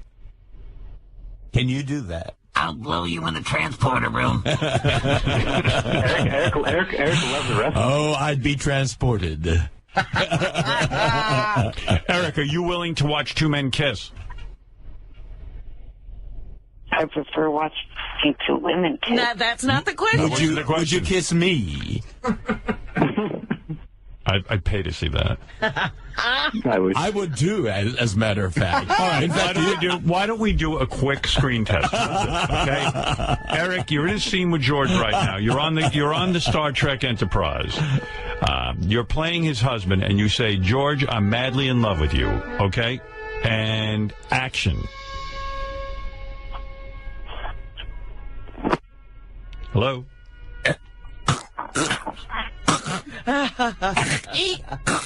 Eric? I'm not doing that. All right, there you go. See, I told you, Eric will not take He is not an actor. You got to take that word, the actor, off his name. I'm not going to. It would break his heart. Eric, I love you, but, listen, he's not comfortable playing gay roles. And He's not even comfortable watching gay roles. You know what? Eric is representative. He hasn't seen Whoa. Eric Robin, there I have to stop you. you got to be I was going to say something, George, that's relevant. And this is really important to say to defend Eric. That many actors, leading actors in Hollywood, will not take gay roles because they are afraid it will hurt their image. That is true. Eric does not stand alone in the acting community. We happen to just find this out about it. Right. Eric's only one of the honest ones. Honestly. I mean, in his defense, he does admit that he will not take gay roles, but if you notice, I never saw a lot of leading men not to, they avoid the gay role. Yes, that is true. And that is because it's part of the societal phobia. Even Will Smith, when he played a gay role, refused to deliver a gay kiss, which was part of the character's role. I'm going to change Eric's name to this. Yes. Eric, the super straight actor. Because he will not take a gay role. That's a thought. Well, I would still chop off that actor part. Okay, fair enough. We're just going to have to leave it at that. Eric, have you ever had a gay dream before? Like, have you ever fallen asleep and, had a gay dream? No. Yes, you have. I doubt that. Oh, Tab Hunter. He was my crush when I was young. Oh, yes. Had I only known that he was gay. Oh, my God, you could have gone and visited him. Oh, my goodness. Is he not with us any longer? No, he's not an actor anymore. I mean, he doesn't have a career. That's as good as being done. George, would you be willing to make love to a little person in a movie? Of course I would. Of course, because you're an actor. The role calls for it. Right. Hey, George, did you ever meet Eric and the Brambles back in the 70s?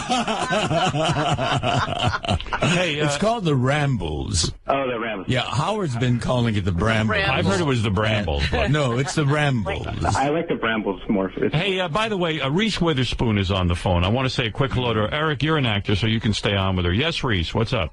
Hi, Eric. It's Reese. Yes. I love you. I would love to act alongside of you. Can we rehearse a little bit? I'm not falling for this. I'm not kidding, Eric. I listen to the show. I love Howard. Reese, thank you, first of all, for calling in and speaking with Eric. I think it's great. Go ahead. Do a scene with Eric. Eric, come on. Go just start, and he'll fall in. He's an actor. Eric, tell me you love me. I'm not falling for this. I'm not gullible. You're blowing it, Eric. You're blowing it. All right, Reese Witherspoon calling in and demanding Eric a scene. will not do a scene with her. All right, well, there Eric, you go. tell me what you love best about me. All right, thank you, Reese. It was a waste of time. Eric, thank you, and thanks for calling Going to in. the well one too many times. He can only go so far. And, Eric, thank you very much. Check out Brickleberry on the 16th of September. That's when the goes to that my episode will be on.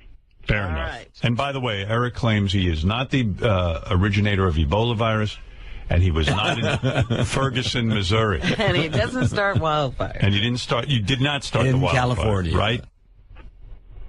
Right. Right. Okay. And I'm not any older than 39. Oh, okay. So I was not going anywhere in the 70s. Okay. Where did he say you went? He said to George, asked him if he'd ever met me at whatever place that was. Oh, the Brambles. No, the Brambles. Brambles. All right, thank you. He wasn't born then. Eric the actor, everybody. Eric the incredibly straight actor. Na na na na. In person. Na na na na. Hey, hey, hey. Goodbye. Na na na na. Na na na na. Hey, hey, hey. Goodbye. All right, thank you. We're going to take a break, and then we'll be back right after this. Hello. Hello. What can I do for you? Well, Monday, I called in. Stop with that sound effect. Monday, I called in. Was on hold from the point of you interviewing Hansy all the way to the end of the show and didn't get put on the air once. Right. And I wanted to talk to Richard Belzer. Yeah, I saw your name up there on the callers when Belzer was on, and you know what? Belzer was doing a good job. The show was flowing, and I couldn't get to every call. Beside yourself, there were many others, Eric, who couldn't get on the air. What did you want to talk to Belzer about? I'll tell you exactly what he wanted to talk about, because I saw the note. It said, Eric wants to tell Belzer he's a big fan of SVU or whatever that show was. Great. SVU. I think it's SVU. Yeah, and as I was doing the interview, I said, I'll try to get to Eric, but I just couldn't squeeze him in. And also, I mean, to hear Eric go, I'm a big fan of the show, and then say nothing. Not all that exciting. Yeah, I'm pretty good at this, Eric, and, I try to get to you as much as I can, but there were a lot of people left on hold. Oh, not only that, but I also watched him when his character first got started with Homicide Life on the Street. Right. Well, that's all very exciting, Eric. Right, for you. And also, the other thing I was going to talk to him about was the fact that he's a judge on Last Comic Standing, and here on the JFSC tomorrow night we do our commentary about Last Again. Oh, you're watching that on the JFSC? So essentially you wanted to do a commercial for your JFSC. Yeah, we also had other programs this week that I wanted to promote, but half of them are already over. Right. So what we are here for is as a promotional vehicle for you. Right. That's Eric's impression of this show. I see. And a lot of times Eric's calls, if I can point this out, and this is good for Eric to know and maybe think about, a lot of time when Eric calls in, he states facts. He doesn't actually have a question or anything like that. He just goes, I've watched your show since the beginning, and when you were on Homicide, and then there's never a question, or it's just he's letting people know facts about himself. Well, I probably could have asked what show do you like better, Homicide or... Yeah, but nobody cares. It's like your call to the Playboy channel. It was awful. Yeah, you're not good at this. So sometimes I have to pass you over, I try to get to you as much as I can. All right, Eric, thank you. That's about, thank you for calling in. And then when I hang up on him, he gets upset. He gets angry, too. Because he's like, he wants to keep talking. Well, he wants to keep promoting. Right. But, and I'll say, hey, okay, Eric, thanks for calling in. And oh, boy, do I hear from him. That I'm an ass? All right, Eric, thank you. All right. Talk to you later. Talk to you later, that's all. That's it. We'll talk again. This is an ongoing affair. Thank you.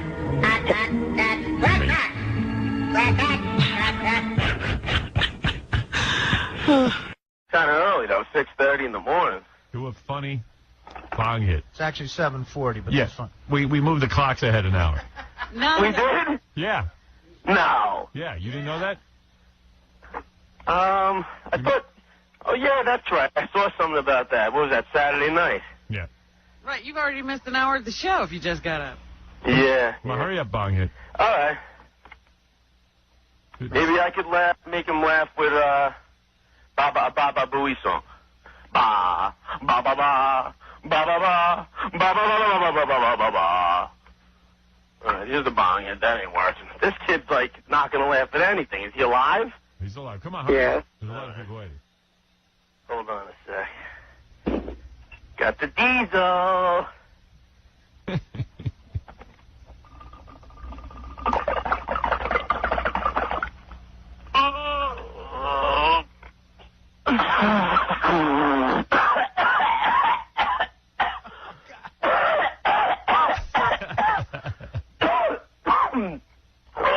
How do you not laugh at that? Eric, are you there? Yeah. You don't think that's funny? No. Eric, you want a hit?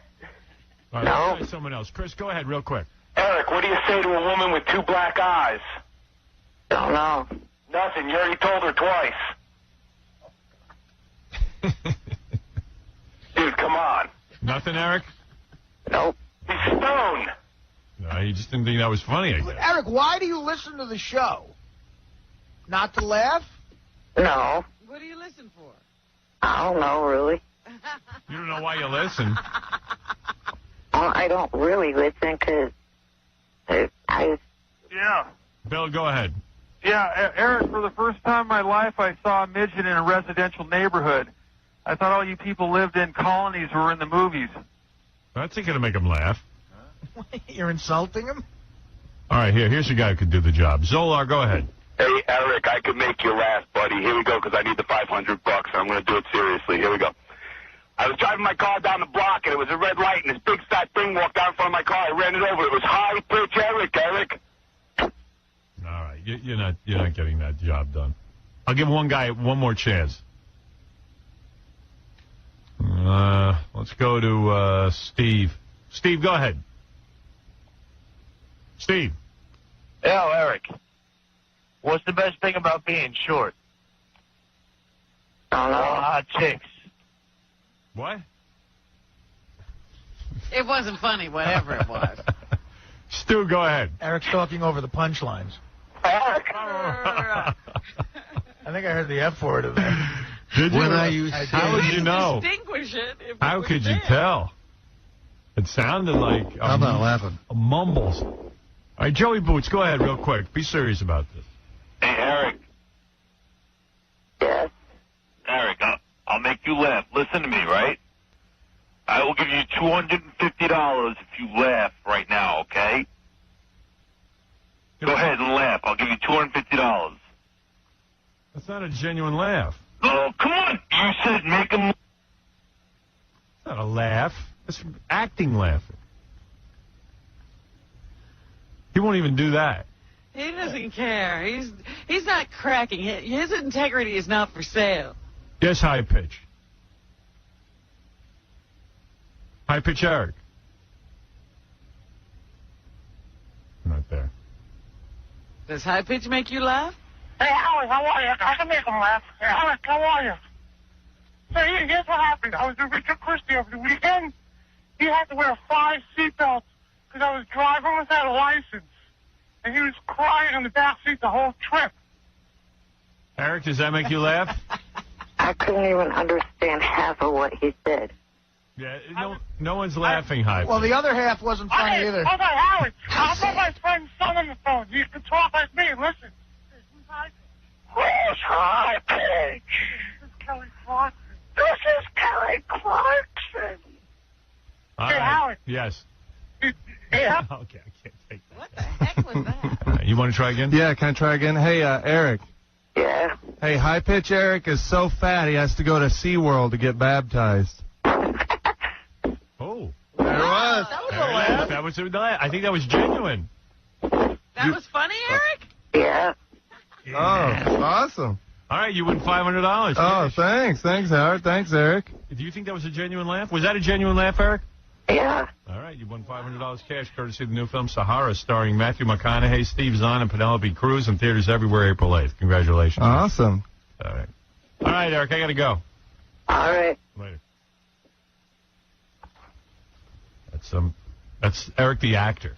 It's funny because he only laughs at high-pitch Eric jokes. Yeah. Yeah. Eric the Midget is on the phone. He wants to go somewhere and give a speech if we hold a rally. Well, we're not holding any. Eric. Hello? This guy's real hard to hear, so you got to... Well, I'm on a cordless because I'm in front of my computer. The corded phone won't go over here. This guy's a midget, and he's all disabled and everything. He's a mess. And he loves American Idol and Kelly Clarkson. Yeah. You watching American Idol this season? Yeah.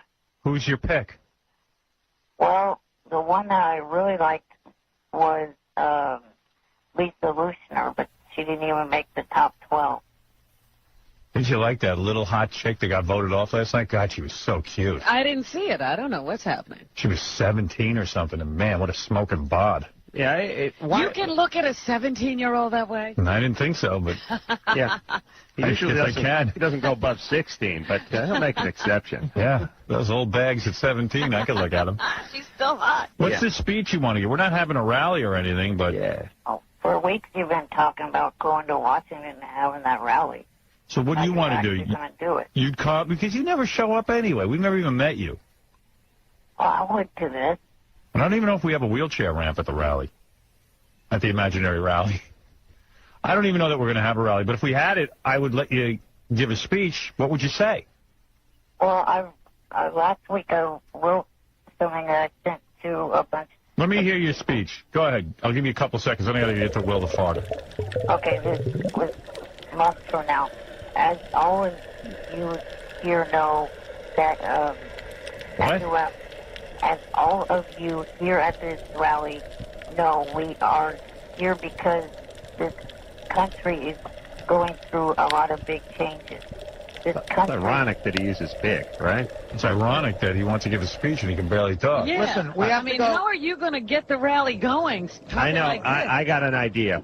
Listen to Martin Luther King with that I Have a Dream speech. That's what we're looking for. We tape a very important message to him and catapult him into the White House. Right through the window. Right through the window. Look, we don't want to sound mean, but we have to get from Eric the Midget to Will the Farter. Eric, give me your best part of the speech. Come on. Well, this speech is talking about how Just do it. The FCC, if they get their way and get you off their targets will go further into the entertainment industry. And, you know, the entertainment industry as we know it will... Man, you're putting everyone to sleep at the rally.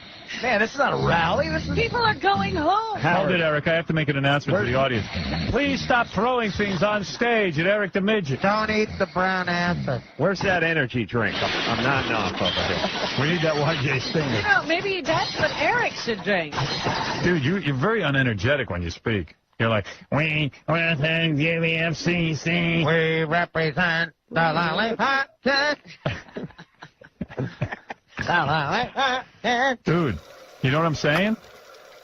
Oh, dear. Now we've depressed him. Don't be depressed. Well, he depressed us first. Yeah, it's like it's our fault. What are you called here? As you all know, at this rally... Ladies and gentlemen of Earth, I know that you know, that we all know, the FCC has its way. Try again. Do it better. Come on, Eric. Little energy. I don't know how to... Try. Just like on American Idol, when Simon gives you a bad review, come back harder. almost 6 in the morning here. I'm Come on. tired. Yeah, on American Idol, you don't want any excuses. Hey, you've been sitting around. Your favorite show. You love Simon, right? He's all right. Hold on. This guy's on the West Coast? No. No. Yeah. Are you? Yeah, he is, yeah. All right, I'm not going back. No, come on, man. Give him a My shot. point is, he says he's tired. What have you been doing? He's been watching American Idol. He's been looking in the mirror. Oh. Come on, give me your best shot, and I'm telling you, if you do well, I'll have you up there. Okay. As all of you know, the reason why we came to this rally was to support Stern. The Stern is being attacked by the FCC for the last couple of months for being, in their eyes, indecent. Why can't they put the money towards research into coming up with devices to put on the radio where people themselves can turn them out? I don't even know what he said. Well, you know how TV has the VT? All right, I got to go. You got to work on that. So call me back tomorrow when you're I better was at going this. to say, what's your big clothes? I'm almost thinking I'm going to have a rally just to get him up there. I have a dream. Oh, he's proposing a V-chip for radio? He's got a dream, and we're having a dream because we're all asleep. I'm for censorship. This guy. All right, Eric, call me back when you got this thing perfected. You got to project and you got to really work on it, okay? Yeah, you could be voted off next week if you keep up like this. Eric the Midget, you're on the air. Good morning. Good morning. Did you guys know that I'm on Twitter now? No, we'll see you. All right, thanks, Eric. Bye. Well, I wanted Take care, buddy. I wanted All right, to Eric. at college. Enough. Who gives a Let Eric explain. Okay, what is it you want to say, Eric? I wanted to get in on that conversation a couple hours ago when you guys were talking about it, but Well, listen to the replay and just talk to the radio. Explain to me, Eric, when you Twitter, in other words, people sign up for your Twitters and then they automatically come through on their phone, right? Or on well, they have it set up that way. Yeah. And what kinds of things do people learn about you when you Twitter?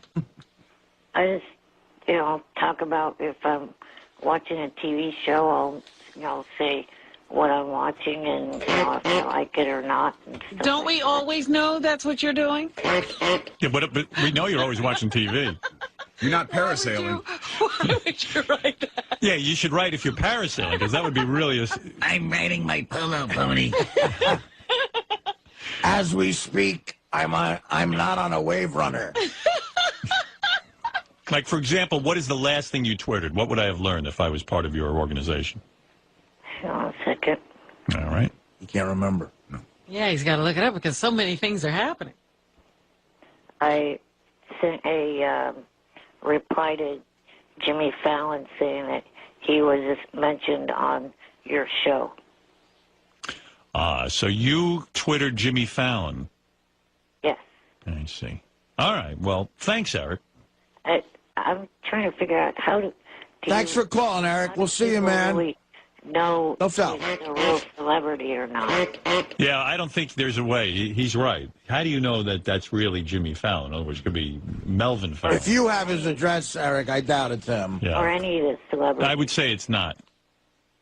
Well, go ahead. I have some of his tweets. It's probably Jimmy Midget. They're weird, though, because it's almost like instead of announcing what he's doing, it's almost like he's talking to people. That's what he says. He just responds, I think. Hey, dumbass and other dumbasses, stop with the dack-ack-acks. Kiss my ass, loser. You're a dumbass. So that's what I learned when I go on his tweet? Oh, great. Yucko is on. Oh, wonderful.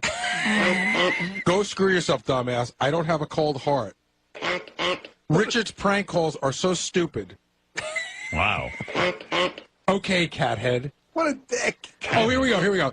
Oh, like we care that Gary has a kidney stone. Wow. Interesting. Not. Eric, the rude, obnoxious, and annoying midget.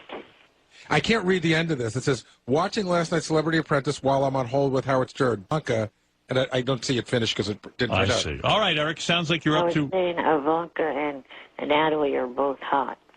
All right. Thank you, Eric. Eric the actor. him enough money. Oh, yeah. Don't Want to let him play? Enough of everything. He's a model agency owner. I know. That's what we gave him. Beneath him. Yeah, Eric, I'd let you play the game, but you own a modeling agency. That's not right. You're Donald Stump. If he was in Yeah, the... whatever. Go roll off a sofa. I'll go fuck one instead. Listen how well he knows the show, though, by the way. It's like, you know every reference about every second of the show, dude. Admit it. Eric, did you enjoy Artie rolling off? Whoa. I couldn't hear you talking about it for over an hour. Eric, do you know on your website... Eric, do you know on your cam right now is that Quack Quack Martian from the Fred plays the sound effect? Yes, I can't see. I do have eyes. That is funny. I got to admit, you got a good sense of humor there. Ack. See? What's going on? They got the Ack character on there with Eric the Midget. Listen, look, I hate Steve Langford, Shuley, and Johnny's hair. What is that? Johnny Fratto? What does that crawl across the screen? I hate Steve Langford, Shuley, and Johnny's Fratto's hair? Ack. Yeah. Why do you hate Johnny's hair? I just do. You're making fun of Johnny? Look at that. Oh, look at all the graphics they've got going on today. Now they got Johnny's hair on Eric. I like it. Hey, whoever's working your webcam there is doing a good job. Yeah, they hate you too. That's perfect. You look like Heat Miser. They got that Martian brain on you now. That ack guy. That looks normal. I'm Mr. Heat Blister. Yeah, nothing looks normal about you, Fred. Wow. He's holding it out. I'm wounded to the core. Yeah, he's Eric, I can't let you play for money because you own a modeling agency. Yeah, there are plenty of people out there without their own business. Right. All right, thank you. Oh, I like those 3 hairs on his forehead. What is that? He just whipped off the hat. Ooh. Strip.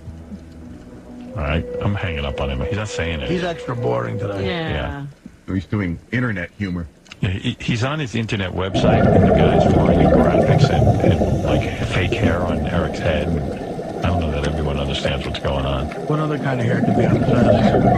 Fake hair. Right. Bobo Hunter. Eric the Midget? No, I want to go to... Eric. Hey. What?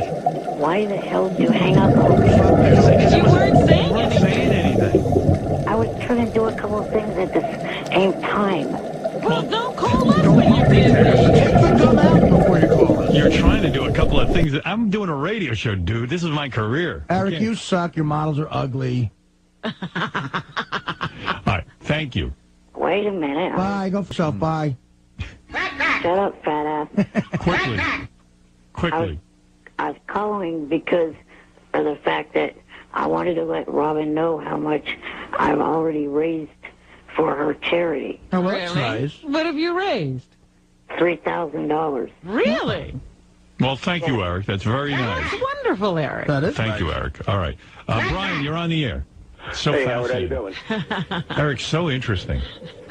I could only barely tear myself away from his phone call to continue with the show. Brian. It is Saturday, December the 7th, 2013, just after 2 p.m. here on the West Coast. I am very much alive. Will Noonan and the other Don't Like You. Behind me on the TV is the Texas Baylor game in the second quarter, and it is 3-3. He's been the go-to guy for a Hahn, the weak side.